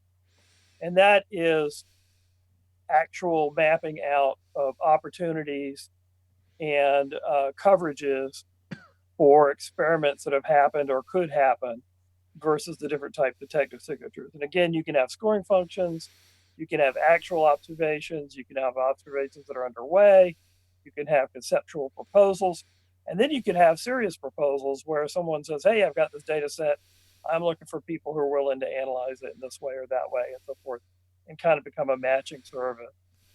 Now, the first blush of this whole thing will be sort of like just information that I would have all tied together for my own edification that I would share with the world. But eventually I would want to open it up to be an interactive website where other identified astronomers could participate, provide their own scoring functions, submit their own proposals and all that kind of stuff. And kind of hopefully find a way to tie the community together a little better than just sharing tweets. That would be my concept. And then I think there's a similar opportunity to do the same thing for biosignature searches. But I decided to keep that separate because the experiments are so different. Mm-hmm. So that's kind of my concept. I've been fleshing it out for a few months. And I haven't had time to really jump on it, but I figured out a good, cheap, fast way to do a proof of concept, and I'm working on that now. Oh, it's interesting. And I've got the signatureconsole.com website. So there'll be like techno.signatureconsole, and then there'll be bio.signatureconsole. And who knows, if the concept catches on, you could consider other scientific searches as well.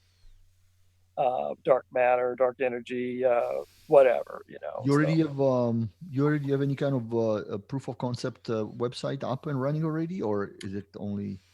Well, I'm doing a proof of concept using a piece of software called Notion. It's one of these no programming sites that allow you to have databases and, you know, interlinked relational tables and all sorts of stuff, and capture arbitrary things like links to papers and all that kind of stuff. So I'm doing the proof of concept with that right now. And then I have fleshed out, if I want to make it a full interactive site without relying on something like that, then I have fleshed out the technology to do that, done some experiments, and I'm sure I can do it. It's just going to take a little longer to do that. But first I wanted to get it up there, to get some of the information up there and start to get feedback from people about what would actually be useful about compiling all this information. There are sites out there that compile the papers for techno searches and things like that, but it's hard to get volunteers to keep them up to date, and they're not organized very well. They don't have tagging across, you know, the different levels that I just described, so that it gets very hard to find what you're looking for.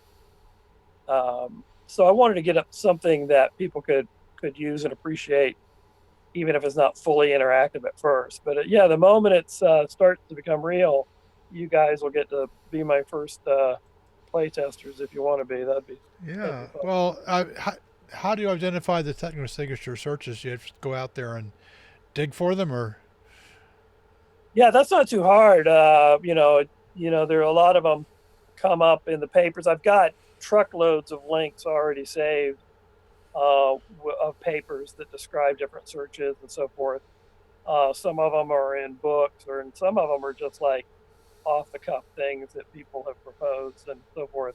So I'm already collecting that information, and I'm hoping that, you know, if I do a good job to have, you know, it's kind of like the guy who has the 75 Fermi solutions. It's like, if I can come up with 50 common techno searches, I'm sure people will want to send me another 50, you know.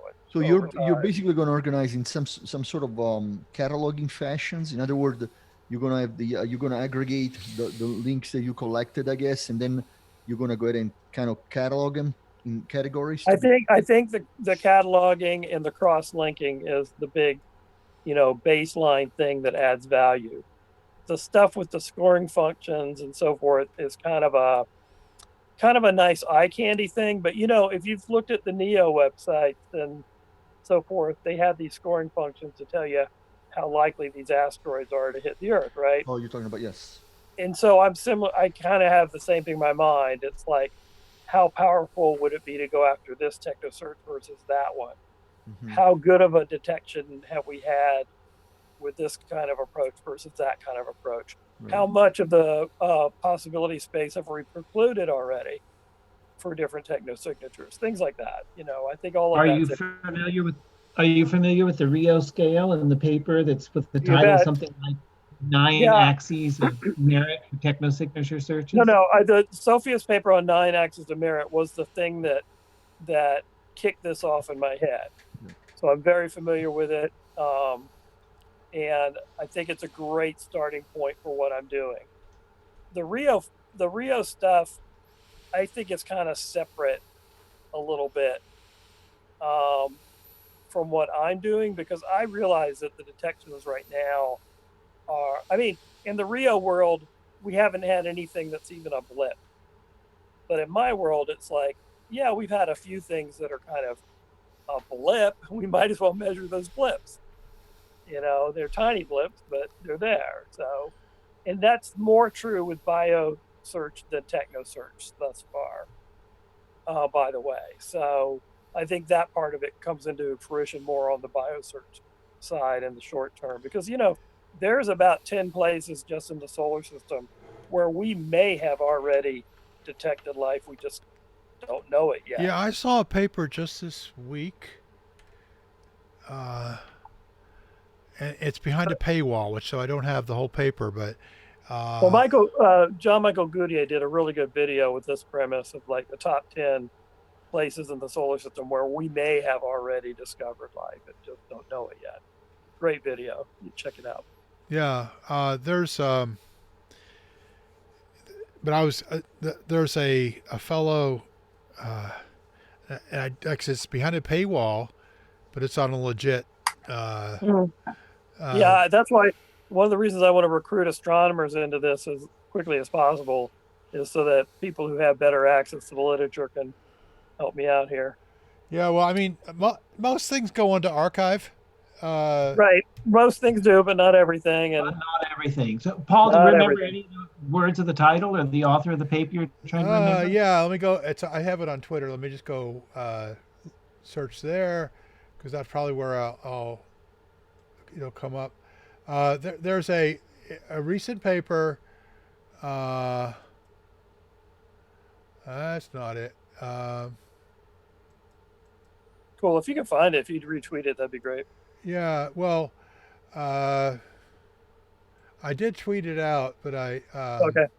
Let's see. It was gosh, it's escaping me, but it was like a legit journal. It not a vanity publishing thing. Paywall. And they wanted $35, and I thought, borderline. I don't know if it's good enough for that, but I have had pretty good luck on a couple occasions of going to the authors and having them send it to me. Sure. I've had that happen a couple times, so it's not impossible. Are you all of you too proud to use less than legal means to obtain papers?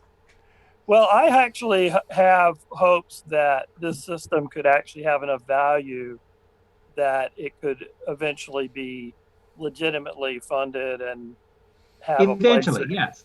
Yeah, eventually. And so because of my intention in that regards, I'm not willing. Okay, well that makes sense. Yeah. So there you go. See. But gosh, I can't find it. Anyway, all right. There was a paper where the guy thinks there are possibly stromatolites on Mars in some of the images. Yeah. That was been much talked about a year or two ago. Well, he actually, I think he's published it. Now back about 6 years ago, 5.5 years ago, Nora Nofke at Virginia Commonwealth published a paper where she stated that there were some structures in the Curiosity images that looked to her, as she's a professional paleontologist and biopaleontologist, they looked to her like it could be what they call MISS, which are microbial structures, which like biofilms that have fossilized.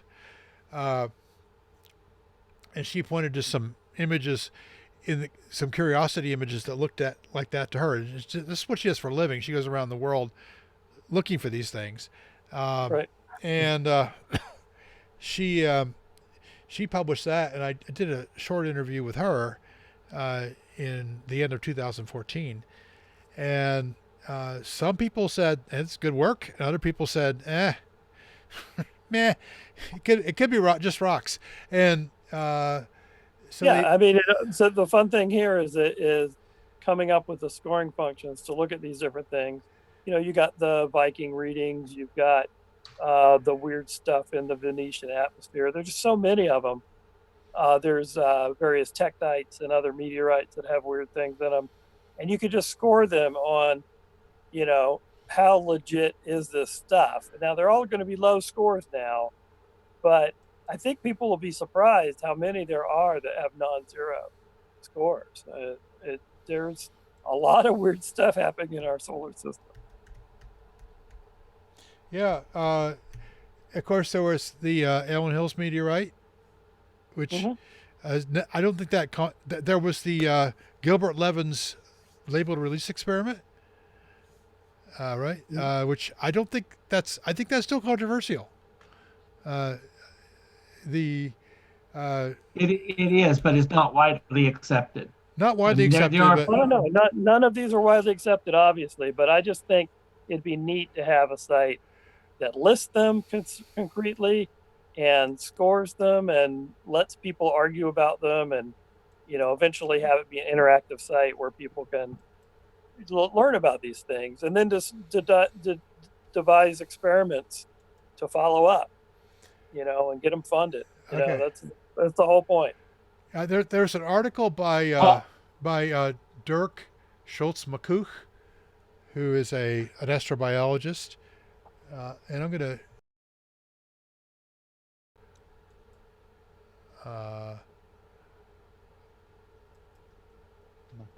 Professor. Paul, also take a look at the chat and see the Nora Nofke paper that I linked there, because I'm curious if that's the one you were talking about. Yeah. Now, can you see this one? Yeah. Yeah. Yeah.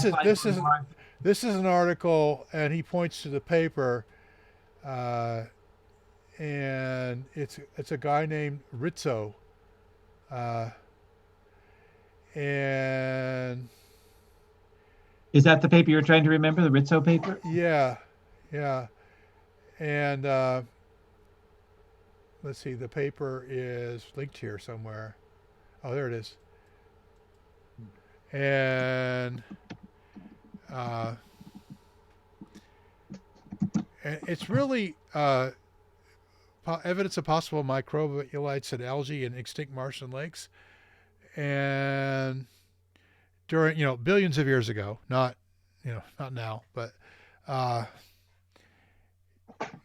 paleo life is still almost as interesting as extant life, I think. Of course. And yeah, so there's his email address. I suppose I could just email him. I might if I think his English looks like it's pretty good, so I should. It's a Cambridge University Press, and now if I'm at Goddard, which is my usual work location, I can just go into there and get this paper. But yeah, I have to I can't do it from home. Right, I'd have to go over to UT. But the cool thing about my system, the way this thing is set up right now, is I can just take the link, get the link, and then run a little Chrome clipper, and the information, the URL, the name of the paper, the author, all those things get clipped right into my database automatically. It's so cool. Oh, so there's putting this information together is not so horrible. Yeah. Once you have the right kind of tools in place. Well, you know what? I should get Dr. Rizzo on the Wow Signal and have him explain this. You certainly should. Absolutely. I'm not feeling very energetic right now, but maybe tomorrow after chopping some wood, I'll feel better. So I went to researchgate.net and they got the just the abstract, which we just saw, but they also have Dr. Rizzo's brief profile. I guess he's from Italy, Cosenza, which would be in the Calabria region. Oh, I should get Ciro Villa to talk to him. Well, you talk about old times. Well, he's probably younger than you, but no. Yeah, I'm seeing if I go to the paper, I just get the paywall. He's from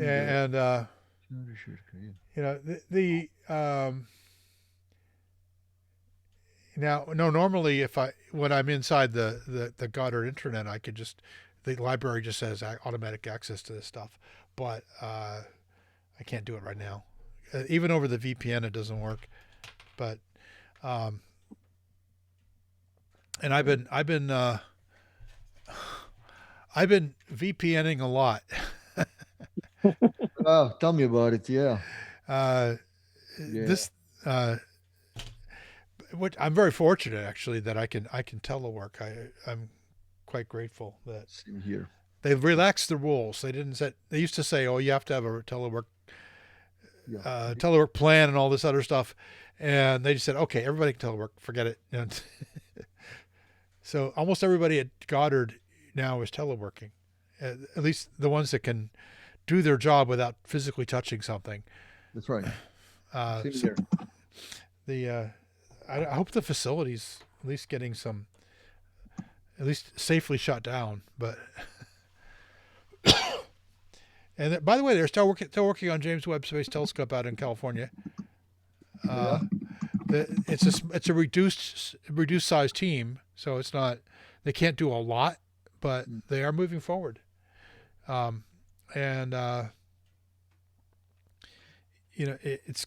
the plans are in place to. I don't know if we're going to get a March 2021 launch, but that the March 27 we got the first Dragon is going to go up. I mean May. Sorry. May. Yeah. They're talking about May. The end of May. I don't know if that's Elon time or NASA time, and I'm not sure which is later. But, well, I hope I have my website up before that thing gets up. Yeah, well, that would be sweet. It's very exciting. It's also a little scary. I mean, I know these guys are like seasoned astronauts and pilots, and they've accepted the risk, but it just scares the hell out of me. But I really think they are ready. I really do think they are ready. Yeah. The fact that there are people sitting in those seats will make no difference to the performance of the system, and they do have very good evidence that the system works well. So, meanwhile, Boeing is redoing the flight. You saw that, right? Yeah, and they said, which I don't believe, that it was our decision. We Boeing decided to redo this because we're good guys. Whereas I thought, nah. There was pressure from it. There's no way NASA was going to let you go forward without doing it. Choice, yeah. Well, it's like one of those things, resign or get fired. It's like, do the test, or we'll tell you to do the test. They were given the option of saying a lot of money. It's a lot of money, but I guess with the it's a lot of money, but safety, I guess Boeing is a company that's very troubled at the moment. They got completely cut out of that other competition. Yes, they did, and they thoroughly deserved it. Yeah. But they have problems. There's an article recently that came out that they used to be very driven by engineers back in their heyday, and now they're driven by accountants and the managerial revolution. I also wrote about that in my Bound in Shallows paper. So and their biggest problem is not commercial crew. Their biggest problem is their planes. The airlines. The 737 MAX but there seem to be some commonalities in terms of the issues that they had, software being one of them. And flight software is a tough discipline. It's not easy to do. You have to have everything in place, including not just talented, motivated people. You have to have that, but you also have to have the right processes and the right everything's got to be lining up and marching in the same direction. And you can't have one thing you don't need in the team is a CPA. You got to just do it. You got to do the right thing especially when human lives are at stake. So, I got a cute story from my tenure at Lockheed.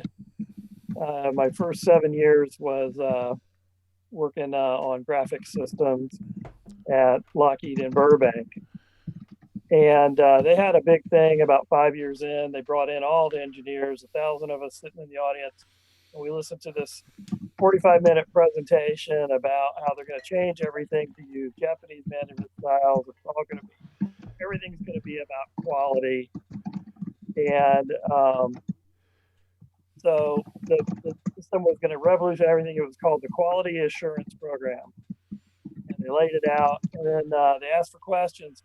And the most senior engineer amongst us, who was like 2 weeks away from retirement, stood up and he said, "Okay, so this is QAP, right?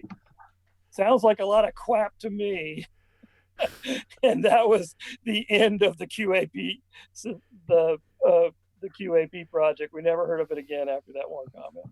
Well, I've been with companies that got caught with their finger in the quality pie, got caught with their finger up their butts. for quality. And then suddenly, all manager wants to talk about is quality, quality, quality. How we're so quality focused and we're quality this and quality that. Yeah. But it's just words. It was just words, yeah. If they don't really mean it and they don't really implement real change, it doesn't. It's just words, and so yeah. And the way you get to be an upper management in these big companies is by saying a lot without saying anything. So. You know. Well, at Lockheed, the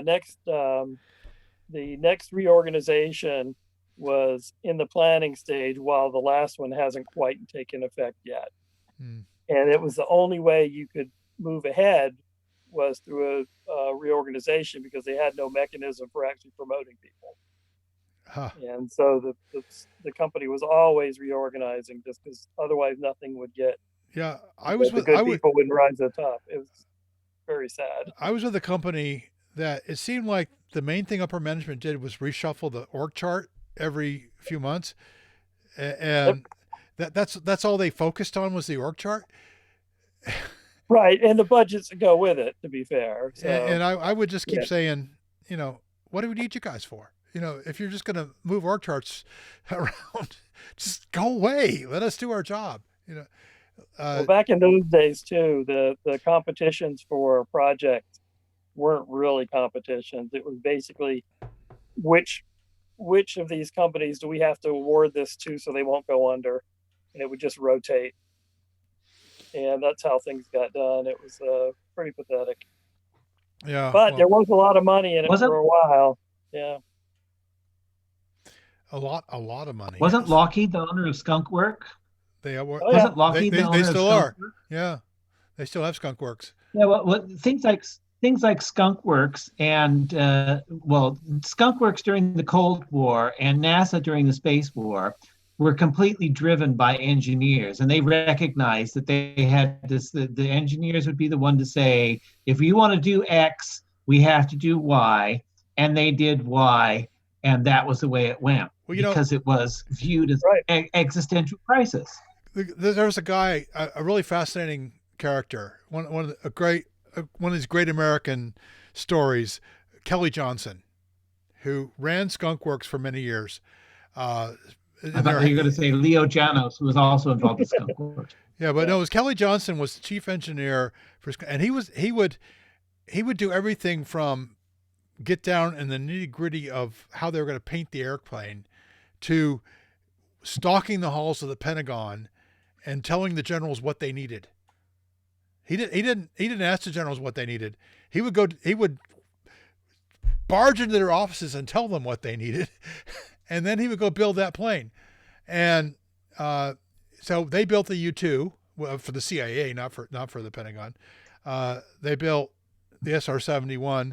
They built lots of other planes that aren't as famous, and they developed the radar cloaking technology that was used on the B-2 Stealth. The Stealth. Well, they developed the F-117. Devised at Skunk Works. The B-2 Stealth was a kind of a much more refined version of that, but much more expensive. But the F-117, actually, they used they found a paper in the Russian literature. They got it translated that showed how to calculate the field, reflected field, when you have flat plates that are connected together. And they said, oh, we can turn that into computer code. And they did. And so that's why the F-117 is built to have all these flat plates, because it that's the only way they could calculate the field. And the F-117 was incredibly stealthy for its day. And they could barely see it on the radars of the time. And even really close, they could barely see it. And it's a great story. It's in Ben Rich's book, Skunk Works, which Ben Rich was Kelly Johnson's right hand man for many years, and actually was the lead guy on the F-117. So let me tell you one of my favorite little Lockheed stories real quick. Sure. They had facilities out in Palmdale. Of course, the main headquarters was near the Burbank, right across the tracks from the Burbank Airport in Burbank. Sure. And they had the problem of trying to get engineering drawings back and forth between Burbank and Palmdale, since a lot of the engineering was actually done on the 2D and 3D graphic systems back in Burbank, but then they were actually built and worked on in Palmdale. And it says, oh, okay, we're just doing it. Well, this was like 20 years before the internet. So getting the things there was, it was a 2-hour drive, since you had to go around these mountains and so forth. And they came up with a pretty clever thing that they finally only disbanded in about 1985. And that is, they used homing pigeons and microfilm. Now that I did not heard that one before. For about 20 years, they had a homing pigeon crew that would send microfilm back and forth between Palmdale and Burbank every day. It was amazing. And we calculated the bandwidth of it. It was pretty impressive. Were these encrypted homing pigeons, or? No, I don't think they were encrypted, and they never lost any, so it worked great. But it was like, the British Army used to use homing pigeons to transmit messages. It wasn't an advertised story until they wound down the program, but it was pretty amazing. That's amazing. I had never heard that. Because you would think that the security bureaucrats would have had a fit, but well, it wasn't anything Skunkworks on those pigeons, you can be sure. Oh. Skunkworks actually did their engineering out in the desert, well apart from Burbank, just to improve their security. So the Burbank stuff was, L1011 and a lot of non-black projects. I know they did. I remember reading in Burbank they did this a program that never really got off the ground, but they were trying to build a hydrogen-powered reconnaissance plane. So they had actually these big tanks of hydrogen at Burbank, and they calculated if we have a mishap, we're going to blow up the whole entire city of Burbank. Oh my! Because it was a lot of hydrogen that they were manufacturing there. They never actually built that plane because it just was too crazy. But at least they won't admit that they ever built that plane. But it was supposed to make the SR-71 look. Well, at the time they eventually went to Oxcart in the SR-71, but that was a more conventional fuel, but it was still pretty insane design. But they had the hydrogen one never flew, but they were doing a lot of stuff at Burbank for that. But Kelly Johnson was a genius and kind of a madman, and he's a great study. He's one of those flawed American geniuses like Frank Lloyd Wright, who just make for a great story. Well, they built him up too, that's for sure. Yeah, they built some great planes, and they got them flying, and they did it fast. That's the thing. There was an article recently on social media just last week that somebody making the claim that the SR-71 the airframe was capable of doing hypersonic speeds. Well, of course, SR-71, yeah, it was. That's not. Well, it was supersonic, but not hypersonic. It was hypersonic. Flying about over Mach 5. You mean? Yeah, over Mach 5. Yes. Yeah, I think there's been some discussion that there's an SR-72 out there. Of course, there's all the discussion of black programs and what's out there, but the claim was simply that the airframe as it stands could be a hypersonic plane. Huh. Well, maybe. There was a recent announcement. The folks at Paul Allen's old company that were going to build this giant plane that would launch a rocket into space. Right. Yeah. They gave up on the rockets, but they still have the giant plane. They built this giant plane, and they decided what they're going to do is launch hypersonic research platforms off of it. I don't think they have a customer yet, but that's their concept. Yes.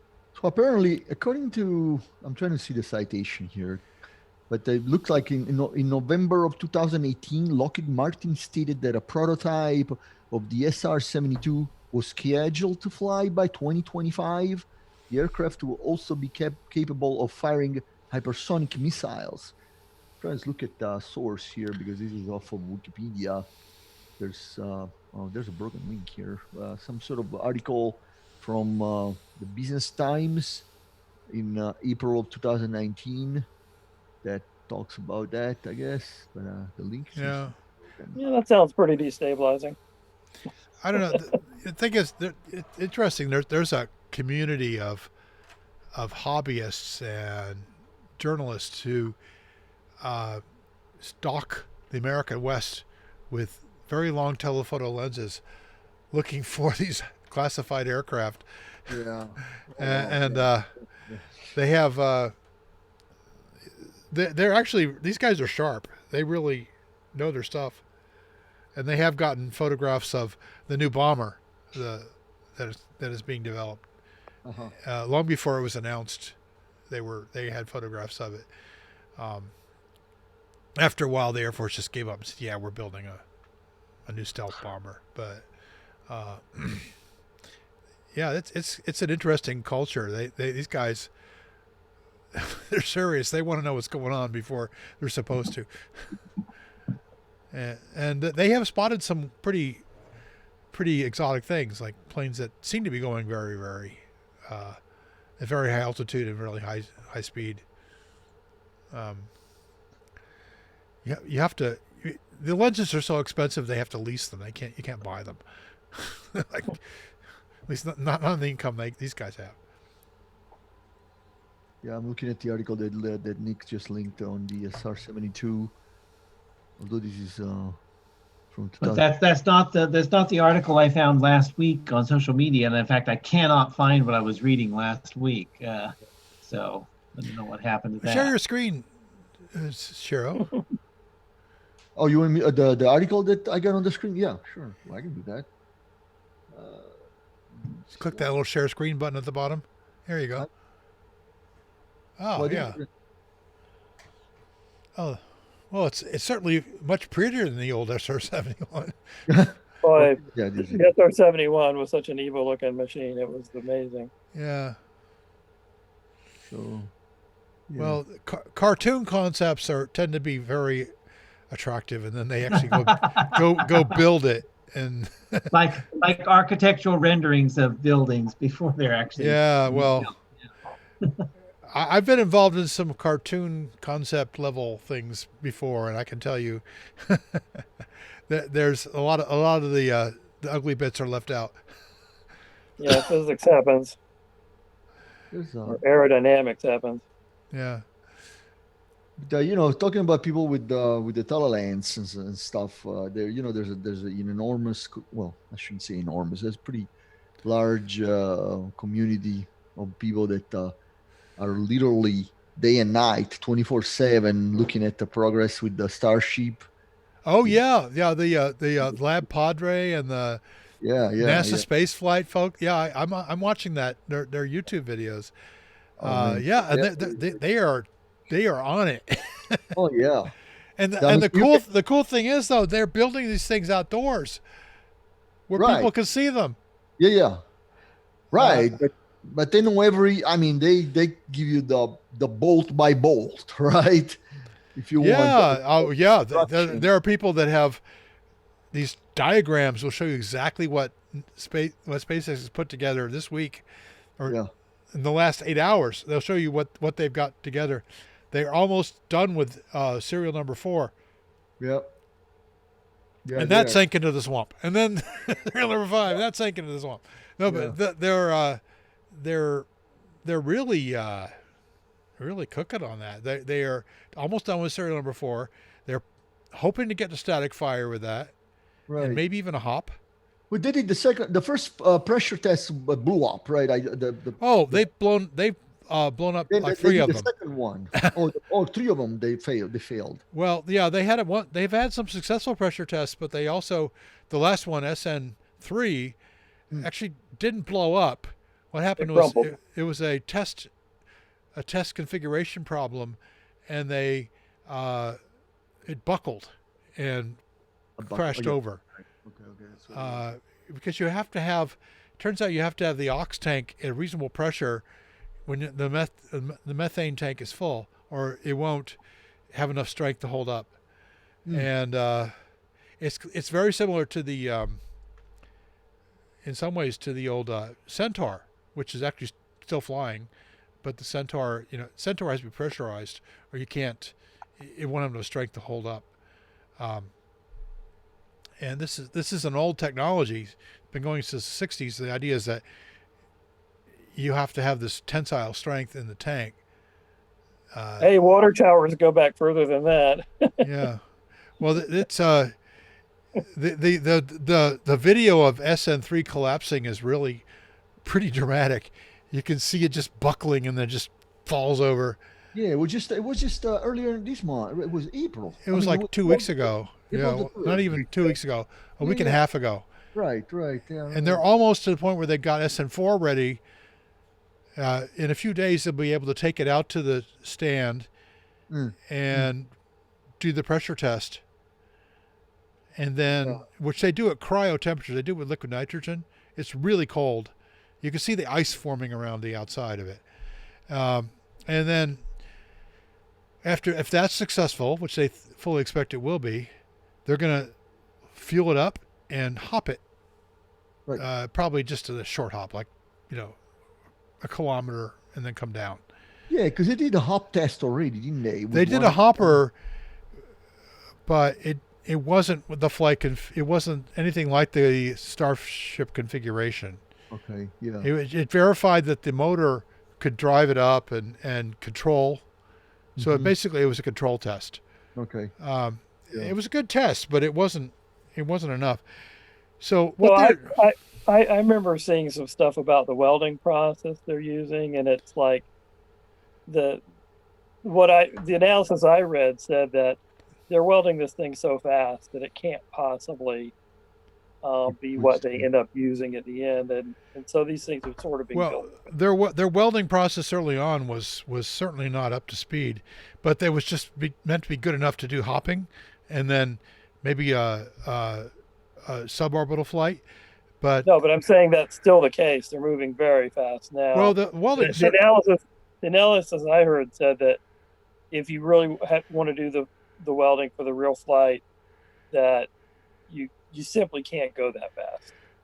So I don't know enough about it to say. I don't know if I believe that, but they've improved their welding tremendously. If you look at just how it looks from the outside, it's vastly more uniform. And they've got they know that what they're at now is SN4.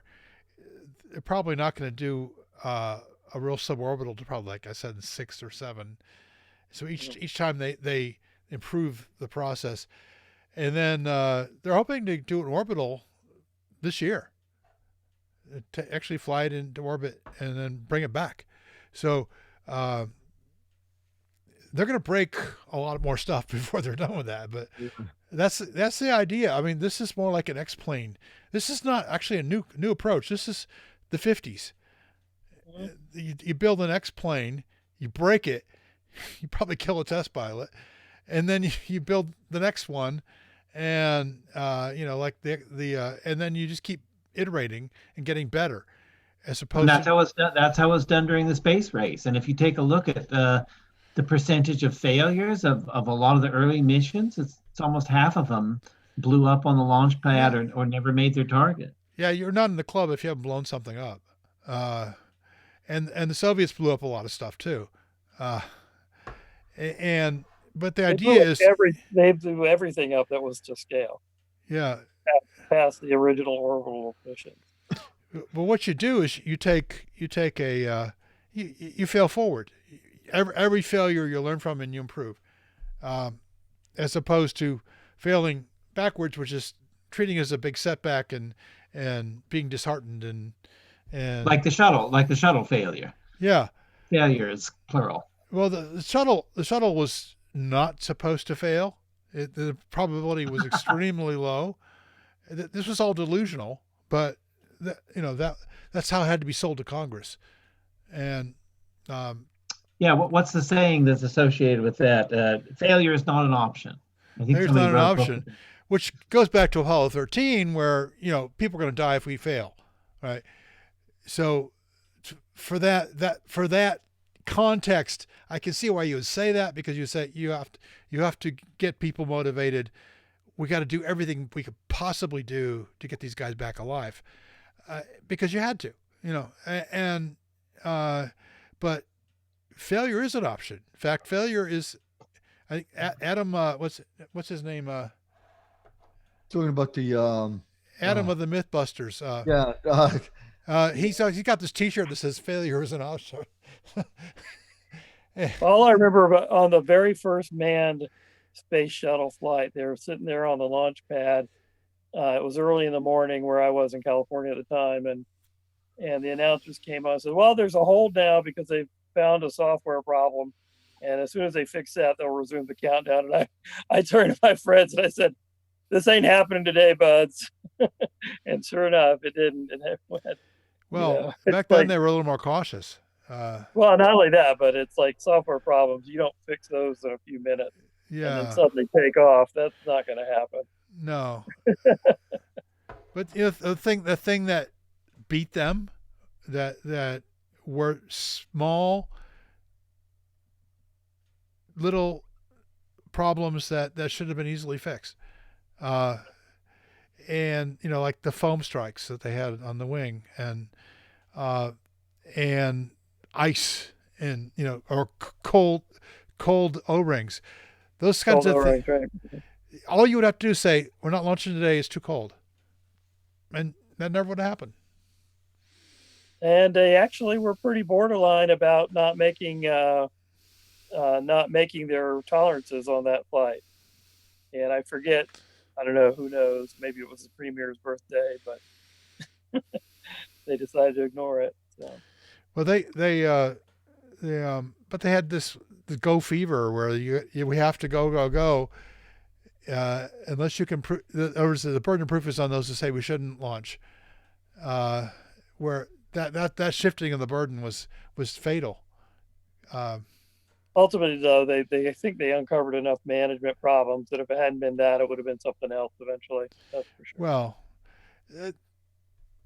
Richard Feynman famously produced a piece of O-ring sample from a glass of ice water, removed a binder clip from it, and showed how it didn't spring right back.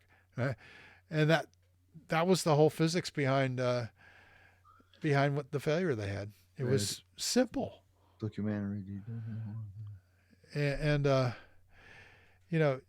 I think he always believed that people already knew that they were just looking for him to demonstrate it, that he was being kind of used as the distinguished scientist.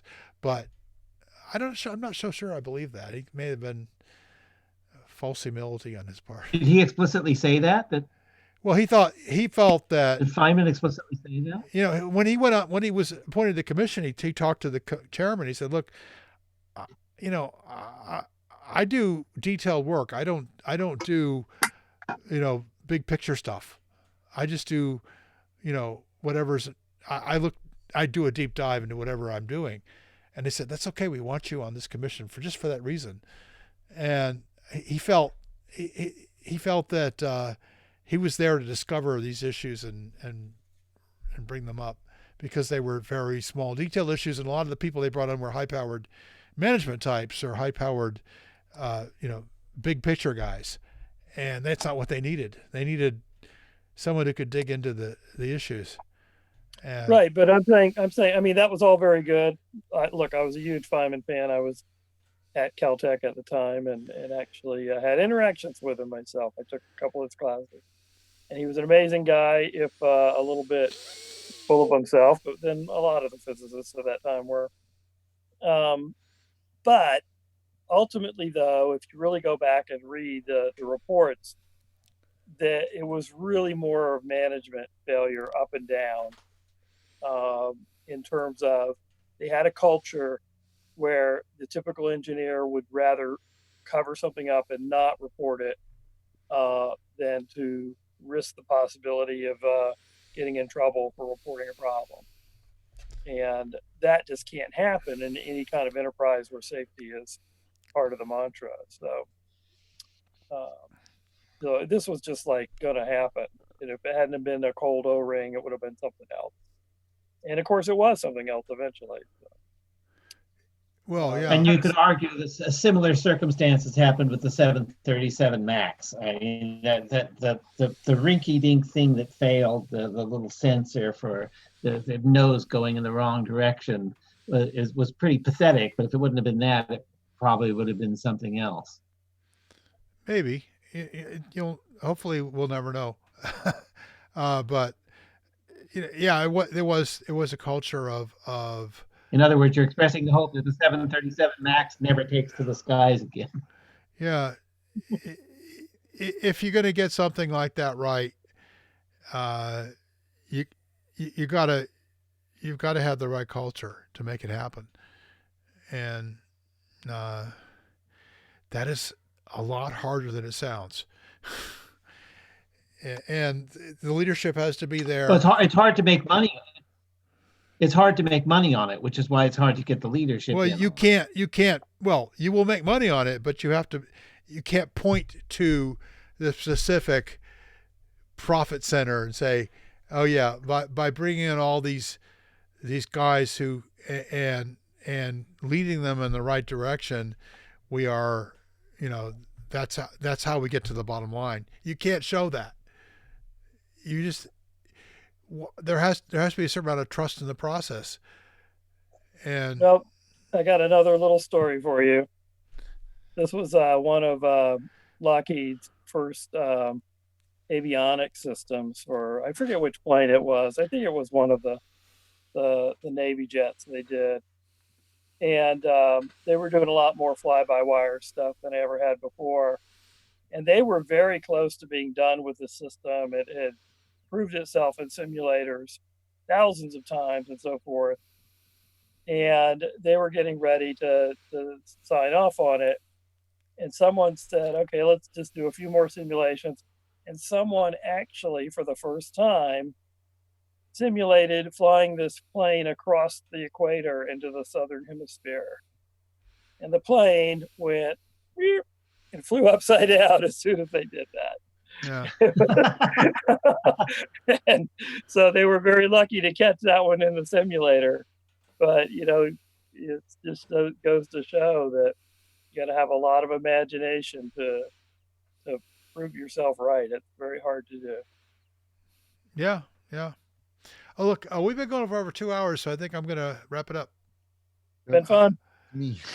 Okay. Well, thanks for guys. Hopefully when we do pub number 3, we'll get more participants. I'd like to see 8 so I can, We need to recruit some of the old unseen podcast gang. Well, Adam, and I've recently been in touch with Adam a little bit, and Yeah. Mateusz. So if we have a Europe-friendly time, we can probably get Adam and Mateusz and Daniela to get involved. And so, yeah, we'll probably do that too. Like a Saturday after, like 4 o'clock on a Saturday, something like that, 5 o'clock on a Saturday, so they can come in and, for them it will be kind of late in the evening, but it won't be crazy late. If it's on the weekend, we should be able to handle. Yeah, I mean, we'll see what we can do. I like to have them involved. I miss Adams and Mateusz's contributions, and also James Garrison. I want to get him involved. He's had technical issues with getting back into podcasting, and I'm trying to help him with that. And hopefully we'll make that happen. If enough Patreon subscribers chip in, we can buy him a computer. But his toddler, well, he's not a toddler anymore, but when he was a toddler, he spilled chocolate milk all over the laptop and took James off the air for. Oh man, I didn't know. That's pretty... I've had that happen to me too, by the way. So I lost a nice. At that time, like a 2002 MacBook, which was an $800 piece of equipment back then. You know, my toddler just dropped chocolate milk all over it, and it had no chance of surviving that. Oh, man. I don't know what it is with kids. Kids just see laptops and they go, "Oh, I want to destroy you." But not just laptops. Yeah, not just laptops. It's true. Anyway, thanks for showing up, Chiro, Rock, My pleasure. Nick.